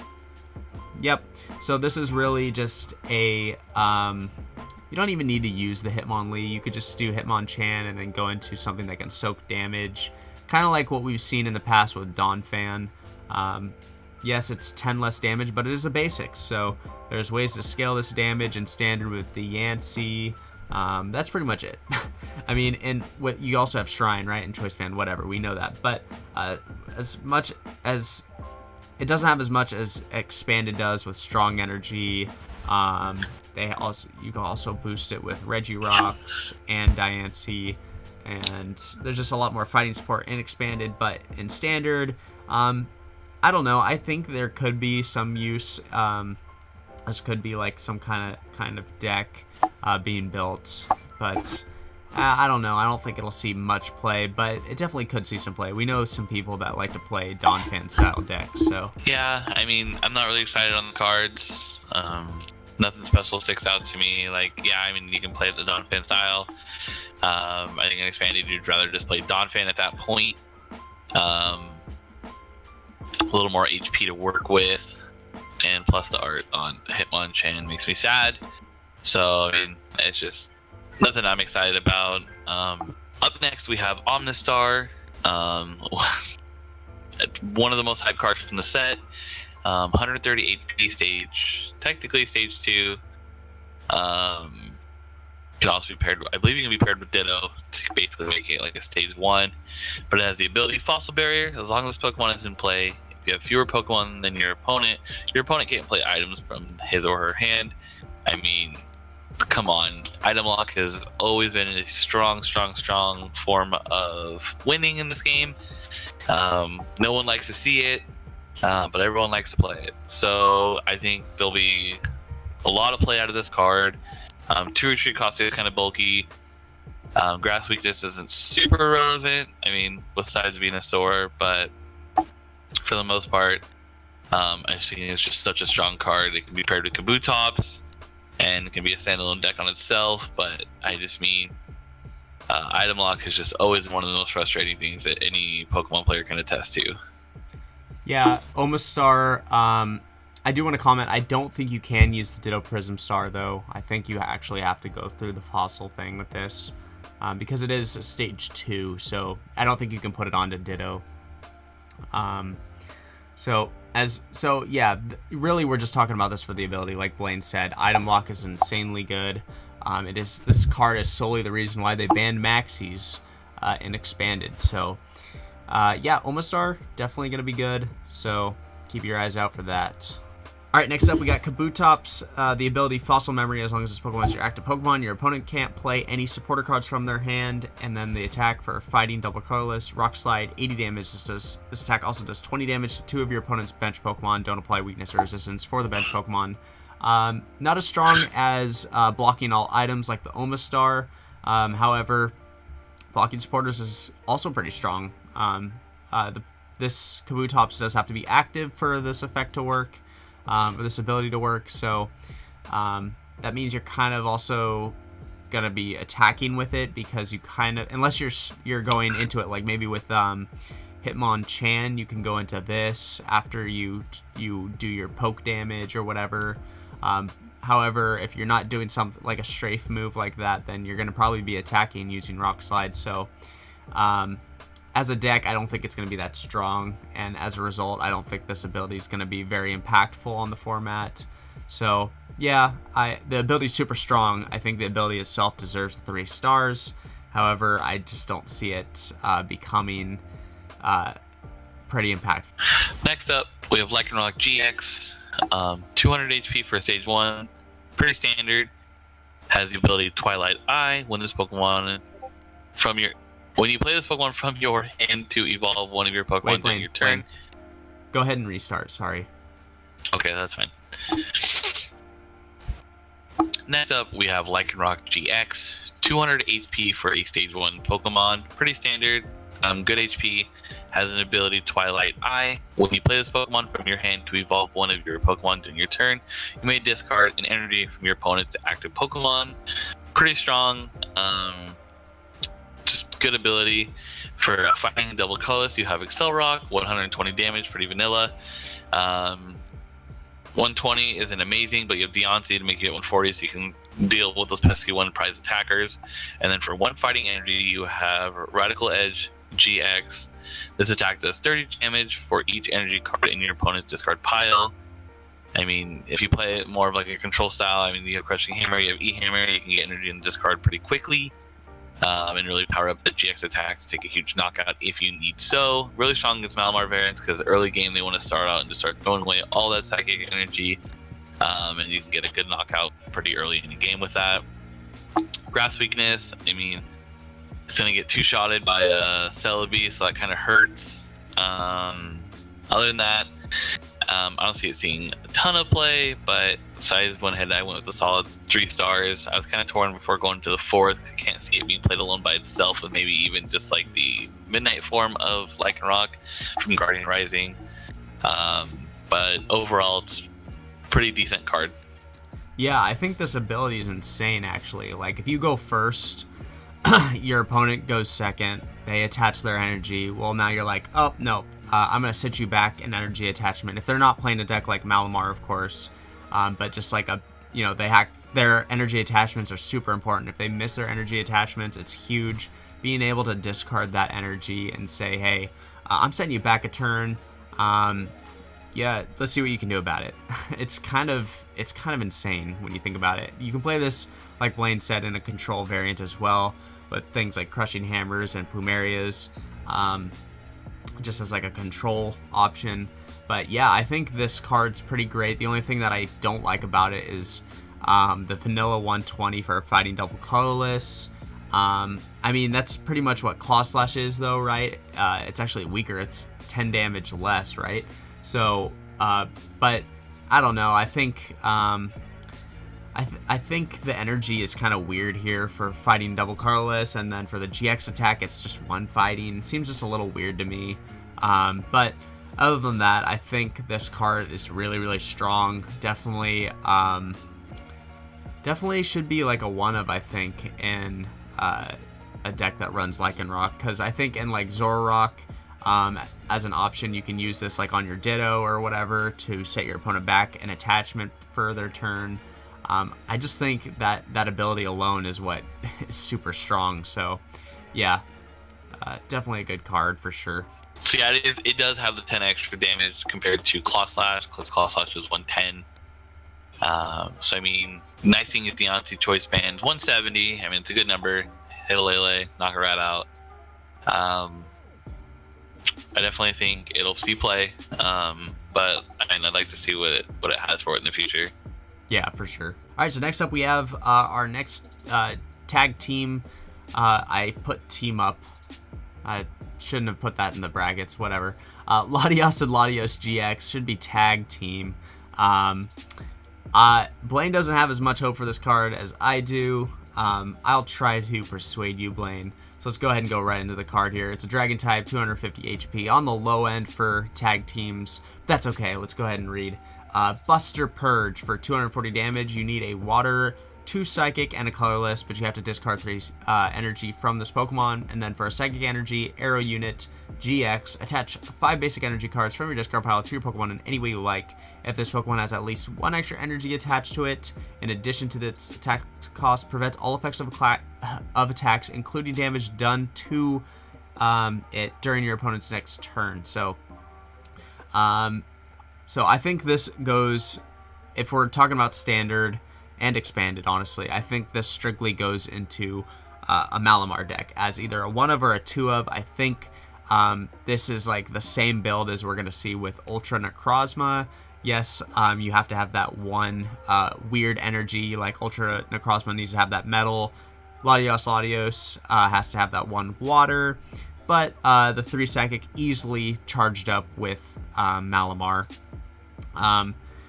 As we'll see with the the Snorlax Eevee, there's no effect that says you need to have your opponent have to be an evolution Pokemon or something like that to do more damage. This does 240 with a choice band 270, so you're knocking out pretty much all the tag teams except for the Magikarp Wailord with a choice band. So super good, being able to blow up tag teams. I think this is going to be the tag team blow up card in Malamar. Maybe you go this route. Maybe you go the Snorlax Eevee tag team. We'll talk about that when we get there. But being able to just blow up these tag teams super easily with Buster Purge in a Malamar deck is pretty attractive. And then Arrow Unit, I think that's like a checkmate move, which is really good for your GX attack. You're attaching all that energy from your discard pile that is in. So let's say you use Buster Purge for a knockout. Let's say you got the dream and you knocked out an opposing Pikachu ZEKROM, and your opponent comes up, swings at you, doesn't get the knockout. You use Arrow Unit GX and attach that energy back to Latios. You didn't do anything to retreat into Malamar and take the knockout. Maybe you couldn't do that, whatever. Maybe there was not enough Malamar to do it, blah, blah, blah. What I'm saying is you attach all the energy back to Latios. You're in the active. You have 1 extra energy on it. Maybe you attach for turn, or you have that water on you anyway, so you have to attach the psychic for turn, and then you're not going to be hurt next turn, basically. So in order for them to be able to knock you out, they'd have to escape rope and then Guzma. That's like the combo they have to do, or else you're pretty much checkmating them for getting another big knockout next turn. So I think this card, if played correctly, has a lot of good uses. Gets utterly destroyed by Gardevoir. If you go against Gardevoir, you don't put this Latios down. But I think it's super, super good in Malamar. I think it's a good blow-up card. And yeah, I think it'll see play. You have to definitely tech Malamar differently, just like you would have to tech Ultra Necrozma. So, yep, that's really all I have to say about Latios. I kind of understand like where Eric's going with this. I mean, I like the card. I'm just not in love with it. For me, I feel like, yes, the GX attack is so strong, but at the same time, I'd almost rather just play Ultra Necrozma for the same energy requirement and gives up a less prized. Definitely a card I want to play around with. I always love using Malamar, and I love Latios. I mean, 250, it is a nicer HP pool, but yeah, of course, Gardevoir, we're not going to talk about it. That's irrelevant. You're going to lose that matchup anyway. I'm a huge fan of the fact that Ultra Necrozma can really use the unit energy and benefit that and use it for its psychic attackers as well. It's the only thing I give it over the Latios, but I really want to try it out. I just think that you almost just want to rather go with the Ultra Necrozma at that point. Also, it is worthy to note, something that is attractive over the Ultra Necrozma, if I'm going to defend the Latios, is that it has a single retreat. So you can use the escape board build, kind of similar to Gas Can. So that is something worthy to note, I would say. Next up, we have Lone Executor. This time it's going to be a Dragon type with 160 HP. For the 0 energy cost that the Lone Pokemon have been receiving, it's Eggs Paradise to draw cards from your deck until you have 6 cards in your hand. Before drawing, you may discard any number of cards from your hand. I mean, really great starting up, going early. I can see it being used in some kind of stall deck, just because, I mean, it's a similar effect to Tropical Beach that everyone so much loves and expanded. Refill your hand at the end of the turn, basically end your turn. And the ability to discard cards is very strong, I think. We have Grass and Colors for Egg Drop. Discard any number of Execute from your hand. This attack does 60 more damage for each card discarded this way. Not the greatest attack. I mean, you can play like a heavy Rescue Stretcher build. Like, I mean, just not super strong in my opinion. I think the Eggs Paradise draw is just really strong and really appealing, but I don't see it seeing a ton of play, but it is an option out there. Does that fairy weakness, 4 retreat cost, kind of scary. Yeah. All I want to say about it is it'll probably be something good to test in expanded, because we have the Executor, or the Execute, that it has the propagation ability from discard, put it right into your hand, so you just keep looping that. I think this card has some merit there. Playing just a grass and then a colorless energy, I mean, you can use things like counter gain, because you'll probably be behind.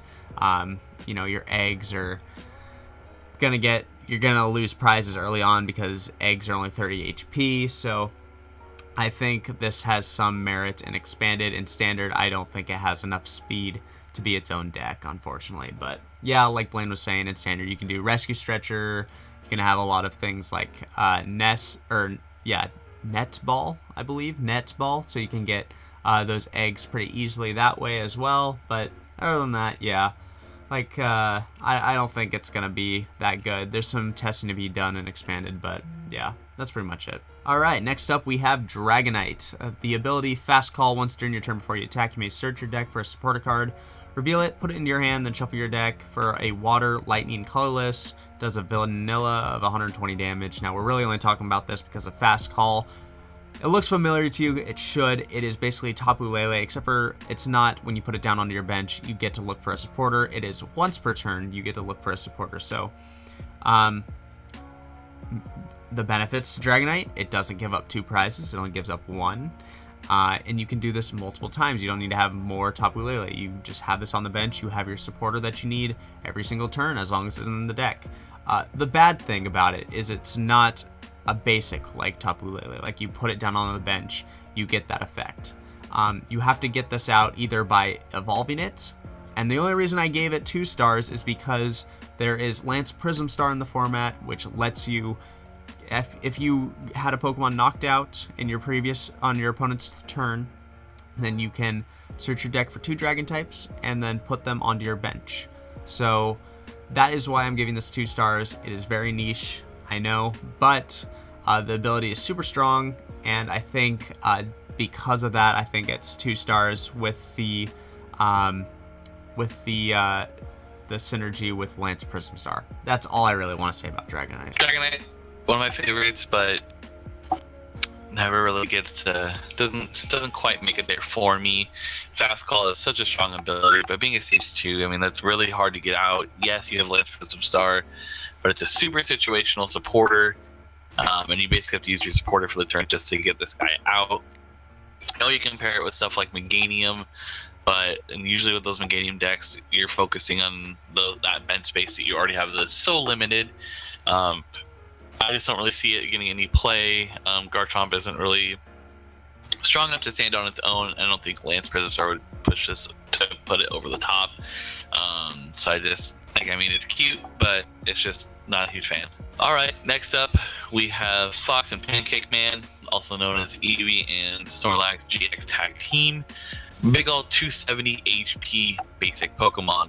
We'll start off with Cheer Up for one colorless energy. Attach an energy card from your hand to one of your Pokemon. Really great, because I mean, it doesn't say basic, so you can attach a DCE from hand. Really strong. You really power this guy up really fast. Dump Truck Press for 120 plus. If your opponent's active Pokemon is an evolution Pokemon, stacked at 120 more. Hits Zoroark for 240. 240 plus Choice Band 270 on any evolution Pokemon. So strong. Really good attack. And then we have, for 4 colorless plus, we have Megaton Friends GX 210 base. This Pokemon has at least 1 extra energy attached to it in addition to its attack cost, so 5 colorless. Draw cards until you have 10 cards in your hand. I mean, it kind of takes some of the best components, a really strong GX attack, plus the ability to draw cards. I mean, you get this going off turn 2 and taking 2 prizes. I mean, you're gonna start rolling. I see it paired with Malamar. Just anything that can really get that acceleration going quickly. It'll be very strong against any evolution deck. There's nothing to hate about this card. I mean, yes, fighting weakness, but with 270 HP, you're not super worried about it. 4 retreat cost is never fun. But overall, I think it's just going to make a big impact on this meta coming up. Yeah, Eevee Snorlax GX. This tag team, I think, is probably the second best, maybe even the first, actually, between Pikachu. It's between Pikachu and this one, Pikachu ZEKROM. So, like Blaine said, I see this going right into Malamar, and I think this is going to be super, super strong, right? Because Malamar, it's an inherent deck that has tech, like 1 of 2 of Pokemon in the deck, and to solve most of its problems in the meta. So with this going into Malamar, if you look at both of the attacks here, it's covering your evolution basis, and it's even covering your big basic GX basis. So looking at Megaton Friends GX attack with a Choice Band, you're taking care of your Pikachu ZEKROM, you're taking care of your Zoroark. This is without a Choice Band, you take care of your Zoroark, your Buzzwoles, your Tapu Leles, even though that would feel bad a little bit, but again, you're taking care of all this stuff.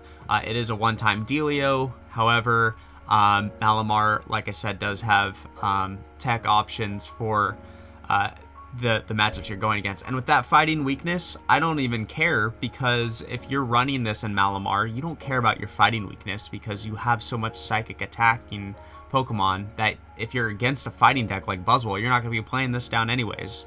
If you start it, well, it feels bad. But other than that, I think this deck is really this card is really well rounded and will find its place in Malamar for sure. There's nothing bad I can say about it, honestly. I think, it's going to be really powerful, and we'll just have to see where it goes in the format. So, yeah, that's all I got to say about Eevee and Snorlax. All right, next up, we got our favorite bird, the Pidgeotto guy. We're really just reading this for the ability. Airmail, once during your turn before you attack me, look at the top 2 cards of your deck, choose one of them, put it into your hand, put the other card on the bottom of your deck. This is a big callback to the Uxie that we had long time ago. It's basically the same exact ability. It's going to be really great in the 1 prize attacking decks, just more consistency for you. On top of the Jirachi, we're also getting, it's light on the HP, 60 HP, does have lightning resistance, but it's irrelevant anyways because ZAPDOS will be one-shotting you. And if it doesn't switch, if the ZAPDOS doesn't switch and get the effect, it's not going to be one-shotting you. So either it's switching and going to be one-shotting you regardless of the HP. So it's really just there to sit on your bench and just do this airmail as much as it's in play. So fighting resistance, whatever, has a colorless retreat cost. It'd be cooler if it was free, so you could have a nice pivot option with Guzma and stuff, but whatever. And then colorless, Gust does 30 damage. It's just a nice boost in consistency. It'll be nice in things like Lost March. It'll be nice in things like anything that runs Ditto Prism Star. This will be a good tech for that. So yeah, Pidgeotto's pretty good. For the most part, I'm there with Eric. Airmail, great ability. Throw it on top of a Ditto. Doesn't really need to see more spots in the deck other than that. The ability to look at the top 2 cards of your deck really gets to really can help you out in those sticky situations for decks that just aren't as consistent. Other than that, nothing more use than out of just the ability. Next up, we have Persian, stage 1 with 100 HP. For colorless energy, we have Teach a Lesson, 20 damage. If your opponent has 4 or more cards in their hand, look at their hand and discard cards until there are 4 cards remaining. For a double colorless, we have Sharp Claws, 30 damage. Flip a coin. If has attack does 60 more damage. I mean, nothing too exciting about this card. I mean, it could be great for like a stall decks for if you're getting down to the wire. You can really punish them for having a large hand for not synthying, or just in standard at least for the most part, or just not getting their hand down. Expanded. Same thing. I mean, it can be abused in decks that stall and just create a large hand and just really punish you for it. Other than that, I mean, just nothing too exciting about it. Yeah, it's basically Hue, right, as an attack. So there's not much I want to say about it. It can help, like what Blaine was saying, it can help stop Zoroark players from getting their big beefy hand. It could stop that Zoroark control a little bit in its own tracks. Yeah, they'd have to be mindful about their hand, but definitely can be played around with. And it is a stage 1. It would have to be your tech in like most decks for your Ditto Prism. So I don't think it's worth it, honestly, even against combating stuff like Zoroark control. So yeah, definitely a 2-star card. Does have its use in that aspect, but yeah. Next up, we have Aerodactyl, the final fossil Pokemon that we're getting. The other 2 are pretty super good, so let's see if this one stacks up. For a colorless energy, Supersonic, your opponent's active Pokemon is now confused. And then for 3 colorless, Fossil Fang, 90 damage base. And if you have no Pokemon GX or EX on your bench, this attack does 90 more damage. So we're looking at a single prize attacking deck. I can see this going 2 different routes. I can see this just going like basic energy, DCE kind of deal. I could see this with a Malamar build. And you got to remember, this is easier to get out than the other fossil Pokemon because those are stage 2s and this is a stage 1. So pretty good. Has 1 retreat cost. However, the one bad thing I think about well, there's 2 bad things. It's that triple energy cost and then the lightning weakness. That's pretty bad. But other than that, you could mess around with this as a single prize attacking Pokemon, and as a deck. You definitely could see a lot of use out of it with Shrine. I mean, with just a choice band alone, as long as you're fulfilling the no GX or EX, you're doing 210. It's a really nice number to hit. It's just that getting that 3 energy with the Malamar, it's going to take some time to set up.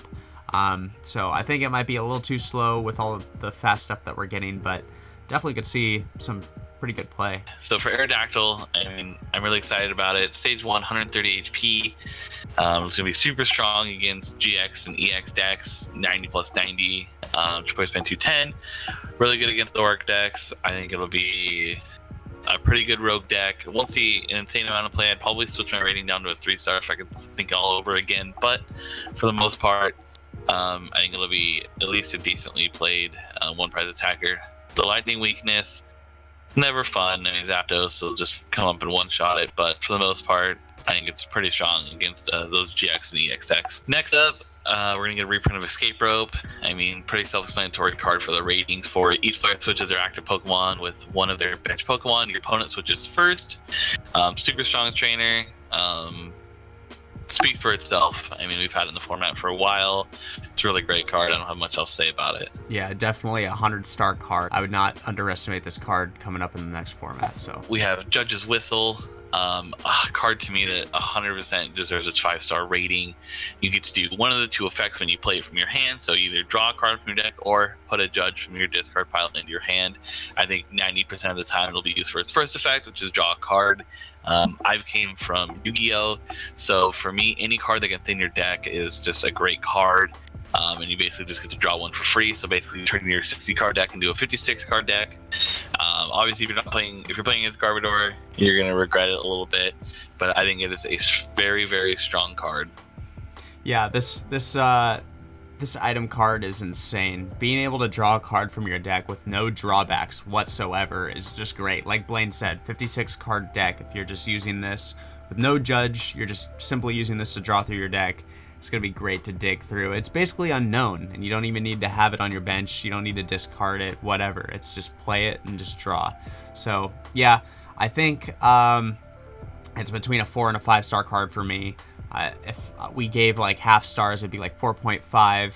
I just don't think it's going to be in every deck, but it's definitely super, super good consistency buff. And I think it's going to see a lot of play in these decks that are like the wall decks, like Venusaur Celebi. I think we're going to see a lot of play with a lot of Judge's Whistle and that. Probably a lot of play in the single prize attacking decks. Has great synergy with Magcargo. Yeah, Judge's Whistle is just super good for sure. All right, next up we got Pokemon Communications. Super glad to see this card reprinted. I mean, looks like Blaine and I completely agree here. I'm sure the community also agrees. We're glad to get some extra consistency back with Pokemon Communication. The one deck that comes to mind that definitely needed this was Lost March. Being able to hit the right Pokemon when you need them. This is going to help out so significantly.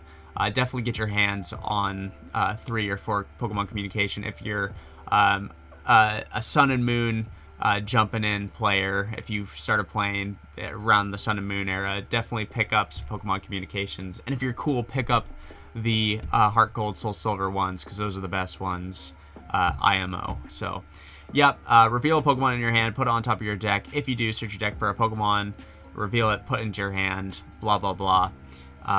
Yeah, super good consistency. Do you have anything to add to that, Blaine?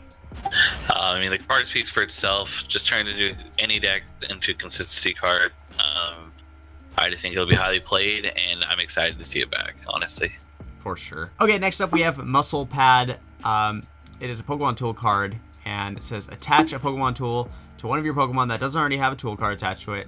If the Pokemon this card is attached to has a retreat cost of 4 colorless energy, well, just 4 colorless, right? Retreat cost is always colorless energy. Its maximum HP is increased by 50. So I think somebody else already did this, already went through all the Pokemon, and I think there's really only like 4 or 5 that really benefit from Muscle Pad. The newly introduced Venusaur Celebi, I think, has 4. I think the WAILORD Magikarp has 4 tag team. I think, what else? I'm looking at just standard. There's definitely a lot more in expanded, but if you need it, the extra HP, if it makes a difference, it's insane. 50 more HP, sure. But yeah, I think it's going to be great for those cards, but it doesn't have much use outside of those. So, and also rest in peace the Pokemon that have 50 or 5 retreat costs. So yeah, I mean, I don't have a ton more to add to it. I think it'll see some play with some expanded WAILORD play, just for the solid tactic of it. 54 HP makes it 350 with the tag team. It's a pretty big Pokemon to overcome. I just think it'll see a little bit of play. Next up, we have Electric Charger. Flip 2 coins for each head. Switch your deck. Okay, let's try that again.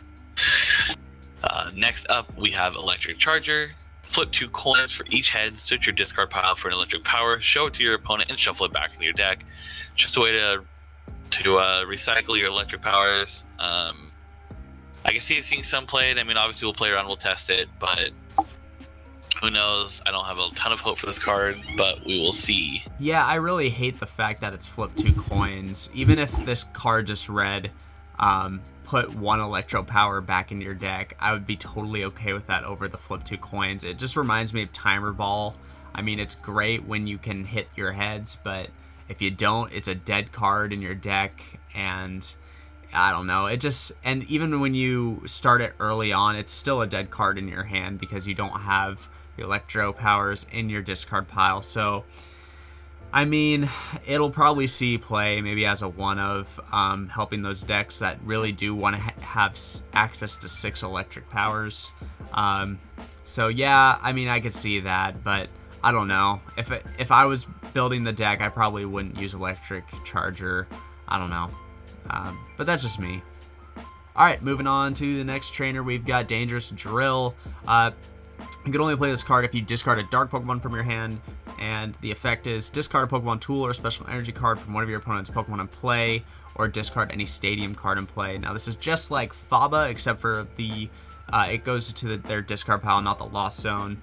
And this is going to be great in dark decks. I mean, it's just another access. I mean, in Zora Control, this is going to be great. This is another means of getting rid of DCEs, getting rid of tool cards, stadium cards, as long as they're not the Prism stadium cards. I think it's just a solid 3-star card. Pretty great utility, I would say. And yeah, I don't really have much else to add. We all know how strong those effects are, getting rid of special energy and tool and stadium cards. So yeah, I like the card. I think people will find some great uses for it. Just getting rid of tools and special energy is always great. It's a good feeling to use. Great item card.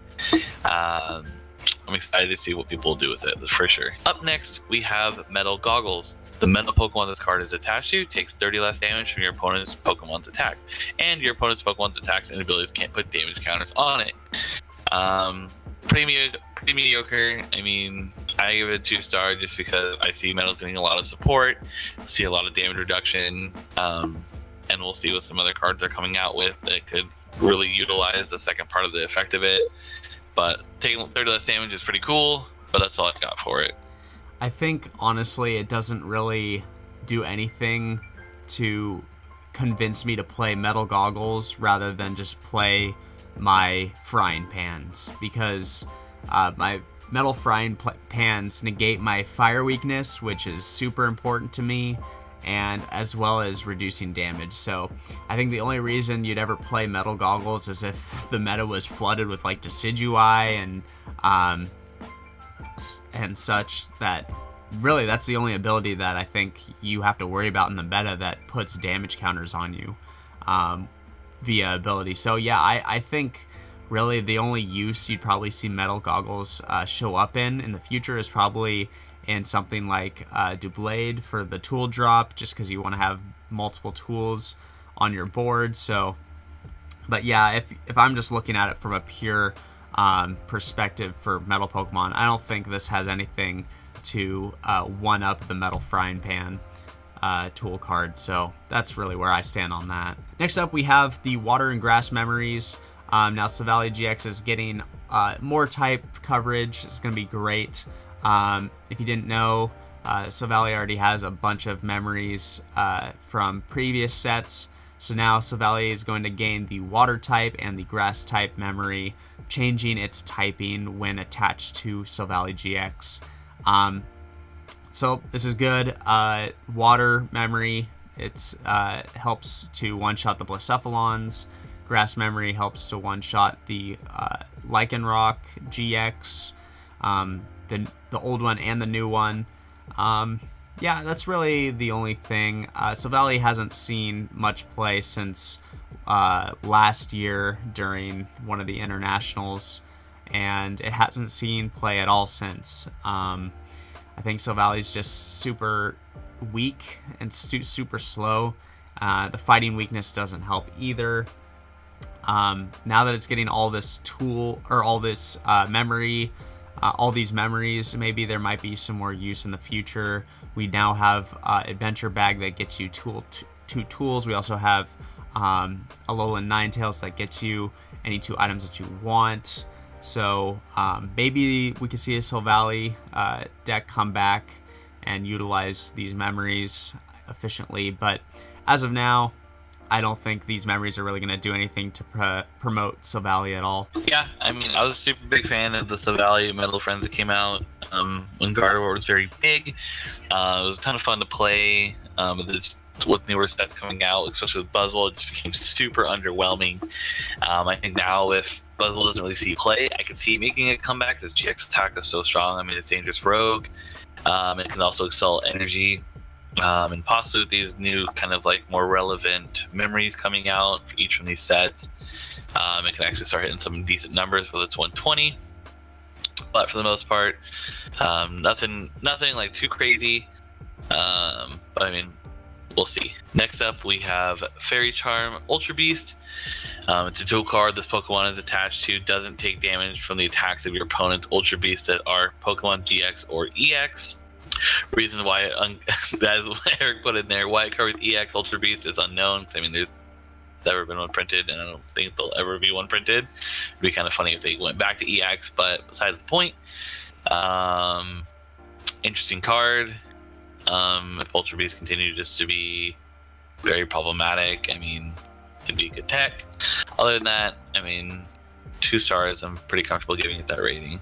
Yeah, I don't have much to add about this. That we thought that maybe the charms might be somewhat useful in like a Sylveon deck or something like that, but honestly, we didn't see anything like that. And if I have to be perfectly honest, I think that's probably the best charm that we've gotten, the best fairy charm, because Ultra Beasts are everywhere. But yeah, I just don't see it being good at all. I don't see it being used at all, really. I mean, it's good, but I don't see it being used at all. It's very niche. So yeah, and why it covers EX Ultra Beast, I don't know. That's weird. Maybe they are thinking in the future if they're gonna bring EX Pokemon back, but that's just so weird. I don't think so. But yeah. Okay, moving on to the supporters. Super happy about this card. This is in my top 3 cards for the set. We needed something like this to boost our draw support. I've been tired of doing 4 Cynthia, 4 Lily in my deck. So Erica's Hospitality.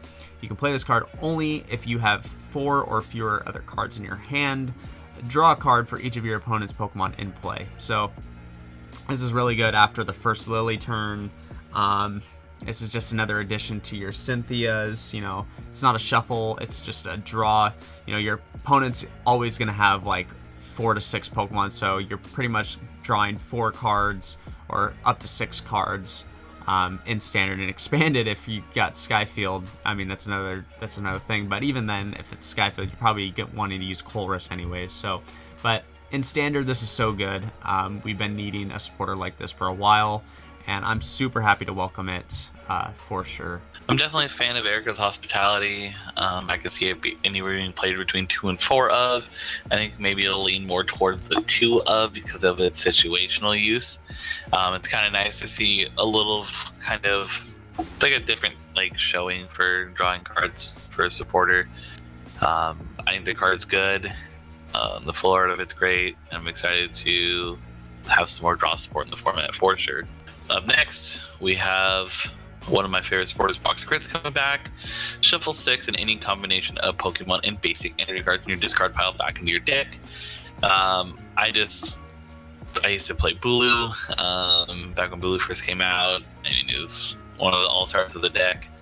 I just think it has a lot of utility, being able to shuffle back Pokemon and energy. I don't think it'll be played in every deck, but I think it's still a worthy card at 3 stars for sure. Yeah, I think Vikavolt decks, this is just an auto include. Being able to get energy back and Pokemon back. It's basically a double Super Rod, if you remember when that card was in the format. So yeah, Brock's Crit, welcoming it back. It's very niche, like Blaine said, for a few decks, but it's super powerful for the decks that it needs to be in. Next up, we have Bill's Analysis. Look at the top 7 cards of your deck. You may reveal up to 2 trainer cards you find there, put them into your hand, then shuffle the other cards back into your deck. I can see this being something niche and something like Blacephalon, trying to dig for your B strings, but that is about all I can think about. When going into a format where we're just, for our supporter, we really want to just be drawing cards for the most part. I think Erica's Hospitality is probably better. Cynthia's better as your supporter for turn. Not only do you have a chance to dig for those B strings, but dig for other things. Yes, this does say trainer, so you can get another draw supporter if it's in those top 7. I don't know. It might be good in other situations, but compared to other supporters we have, I think it's probably on the really lower end. I'm not a huge fan of it. I don't see it seeing much play. I mean, prove me wrong for the most part. I guess you can kind of use McCargo's Smooth Over to kind of get exactly what you want, but at that point, I feel like there's just better supporter cards at that point. But who knows? 7 cards. I mean, if it was like 10, then I can maybe see having some use, but just to me, it seemed underwhelming. Up next, we have Sabrina's Suggestion. Your opponent reveals their hand. You may choose a supporter card you find there and use its effect as this card's effect.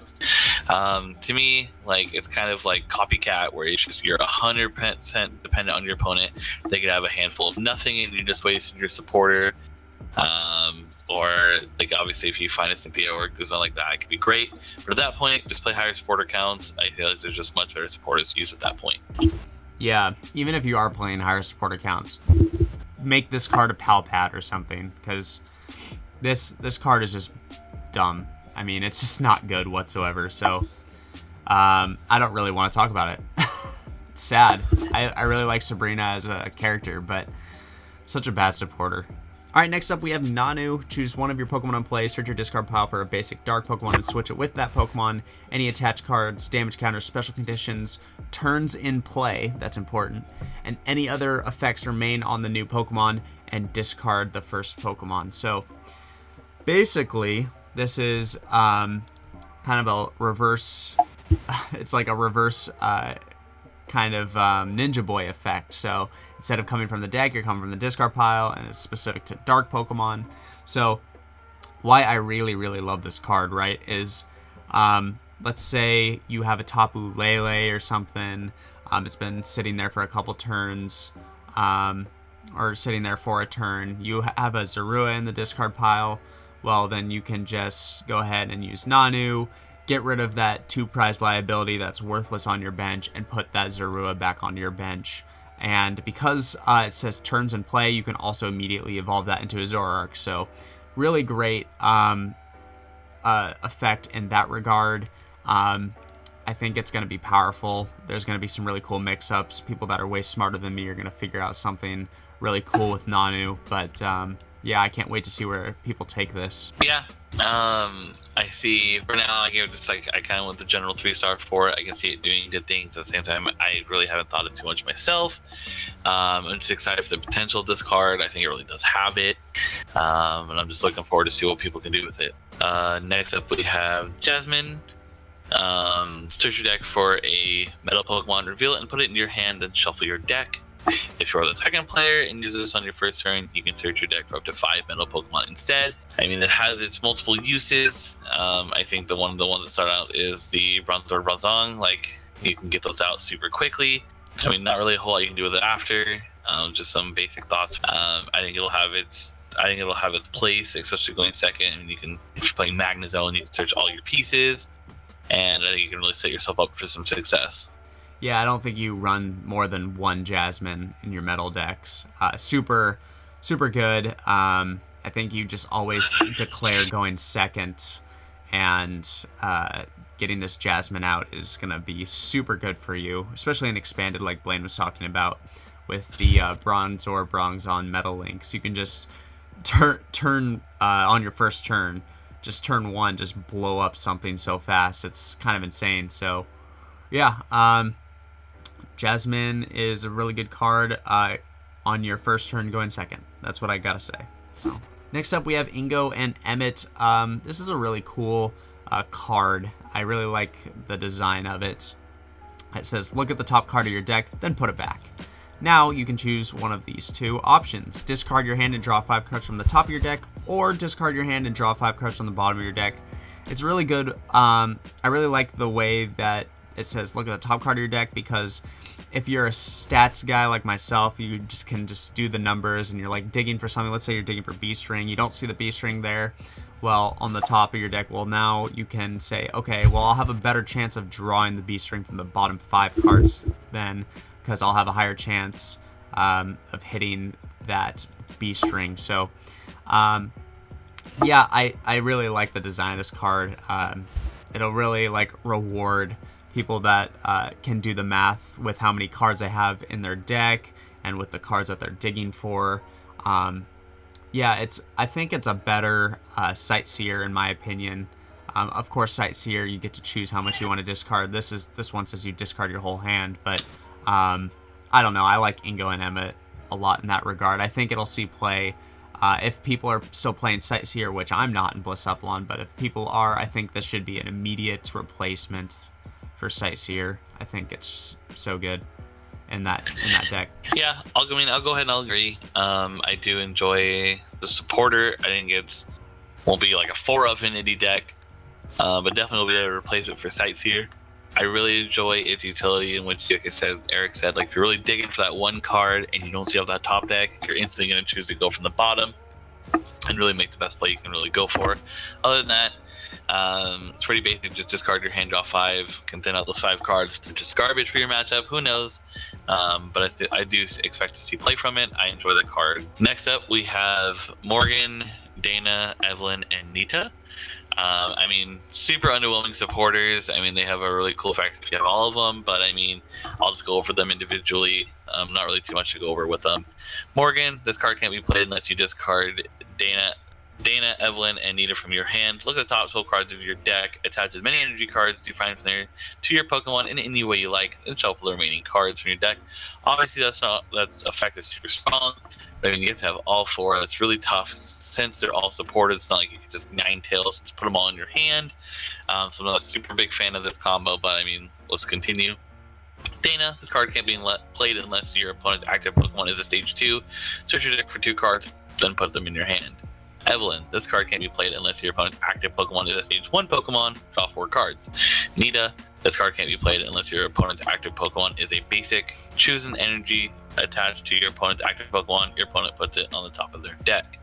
All of them are super reliant on your opponent's board state and everything going on. Again, just kind of underwhelming. Obviously, if you get the full combo up, it's great. But other than that, just not really impressed. Yeah, when there's better draw supporters, other better supporters in our current card pool, these supporters are just so bad. The only one I do like slightly maybe is Nita, the one where you can, if your opponent's active as a basic Pokemon, you can choose an energy attached to your opponent's active and put it on top of their deck. So turn 1, that's going to happen. If they have an energy on their active, then you're basically setting them back a turn. Like I said with Lycanroc GX's ability, the one we talked about in the set review, setting your opponent back an energy attachment for their turn is huge.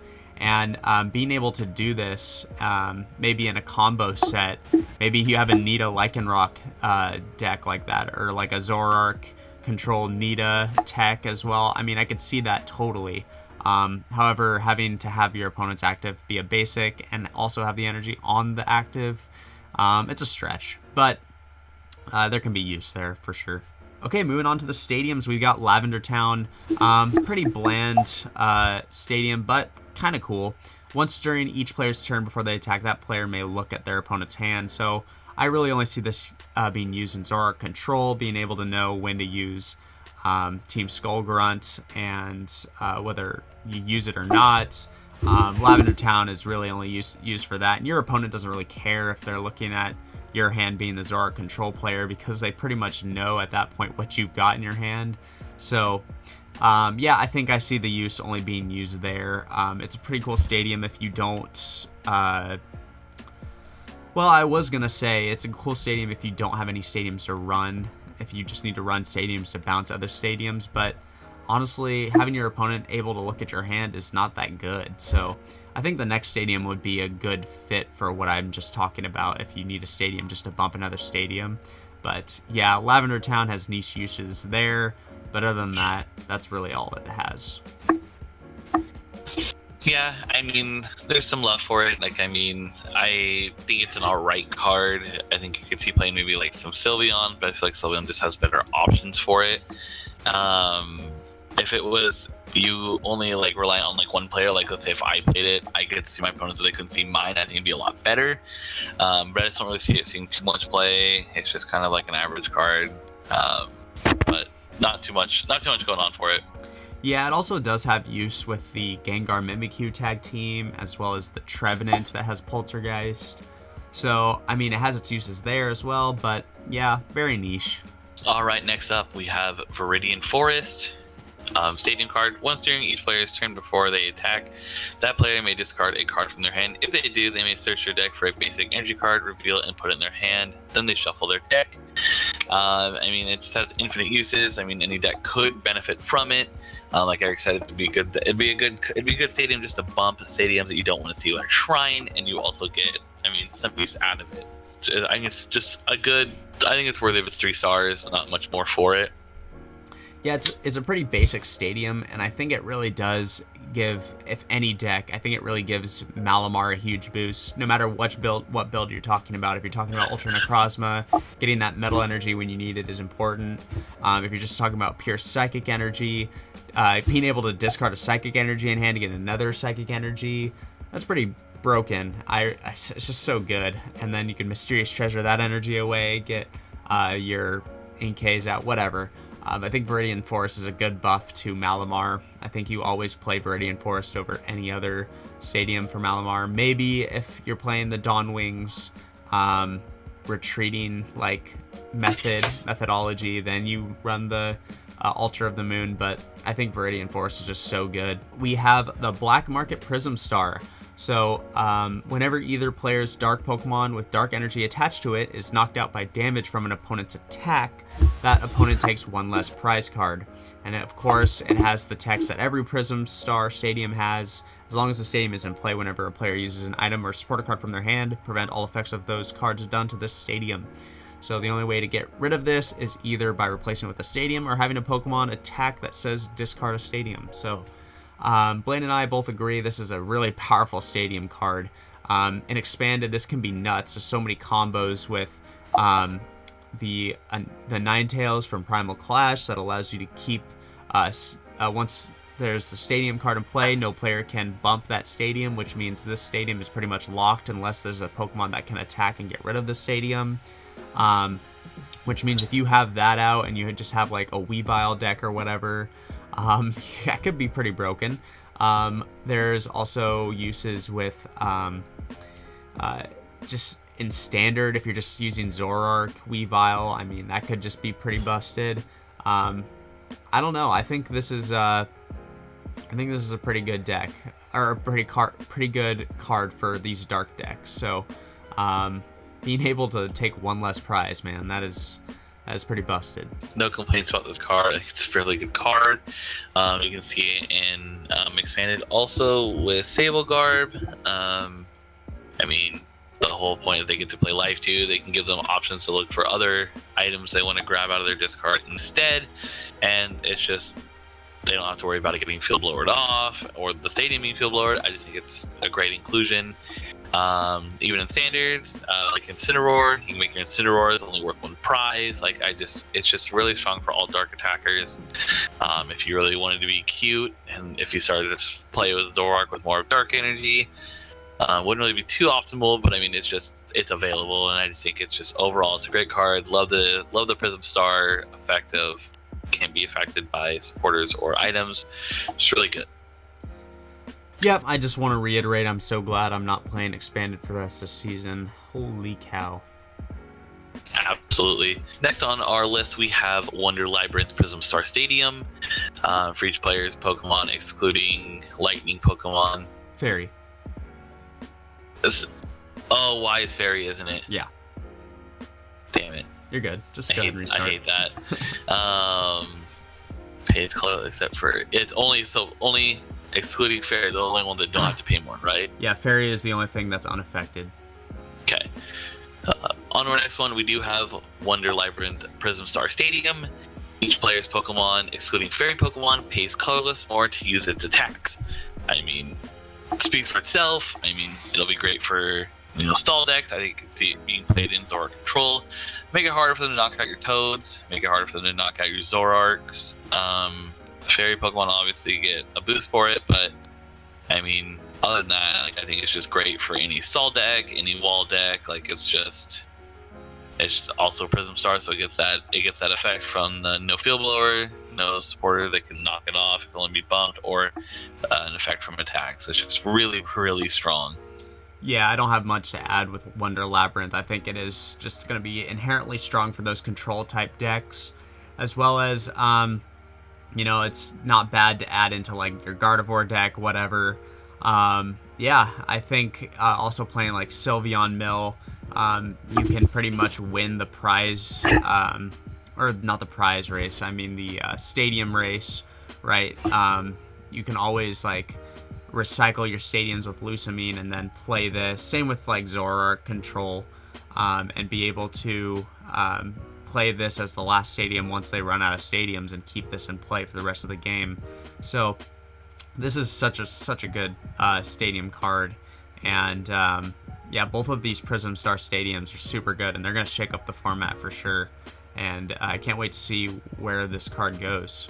Alright guys, so thank you for sticking to the end. If you did, I'm glad you guys made it to the very end with us. As you can see, these are what we kind of came to as like our 5-star cards. I think maybe I was the only one that said I was 5-star on Erica, but Blaine was a 4-star on Erica. But regardless, there are many other 5-star cards that we had in this set. This set is going to be super impactful on the meta, just like Lost Thunder. I think these two sets are pretty insane, pretty cool additions to this year's season. And after this set drops, we have one more set until actually the next set that happens, that's going to be Worlds format, so that's going to be kind of crazy. Dedenne GX is coming up in the future. We also have this Buzzwolf Hermosa tag team that was just announced and released on the internet today as we're recording this. That's going to be kind of crazy. There's just so much to factor in, but let's just settle down and focus on what's going on here in tag team and figure out what we're going to be doing here for the Collinsville Regionals that's coming up at the end of February. I got to figure that out. I have no idea what I want to play, but yeah, I don't really have any other closing thoughts besides I'm just excited to play with these new cards. I think the first thing I want to test is a bunch of Malamar stuff, and then simultaneously test out the ZAPDOS, see if it's up to snuff with everything, and also, of course, Pikachu ZEKROM. Super excited with that. Tag Team GX, as well as the EV Snorlax, but I think that's just apparent with Malamar. So that's my closing thoughts. I'll swing it on over to Blaine before we close out the video. Yeah, I mean, I just want to say, like, thank Eric for having me do the video with him. Really enjoyed sitting here and just giving my input on a lot of these cards today. I think it's just gonna be one of those. It's just gonna be another set that just has, it's chock full of so many good cards. I think it's just gonna make the meta all funky and wonky, at least for a few months again, and we're just gonna really have to like find a lot of like what's working and what's not working. I think there's gonna be so many new decks that come out of this. I'm just really excited to start playing with a lot of the cards. All right, guys, and with that, thanks for sticking to the end. Please like the video if you did. If you didn't, we still appreciate the likes. And if you have not subscribed, please subscribe. Remember to hit the bell for notifications. And until next time, we'll see you guys later.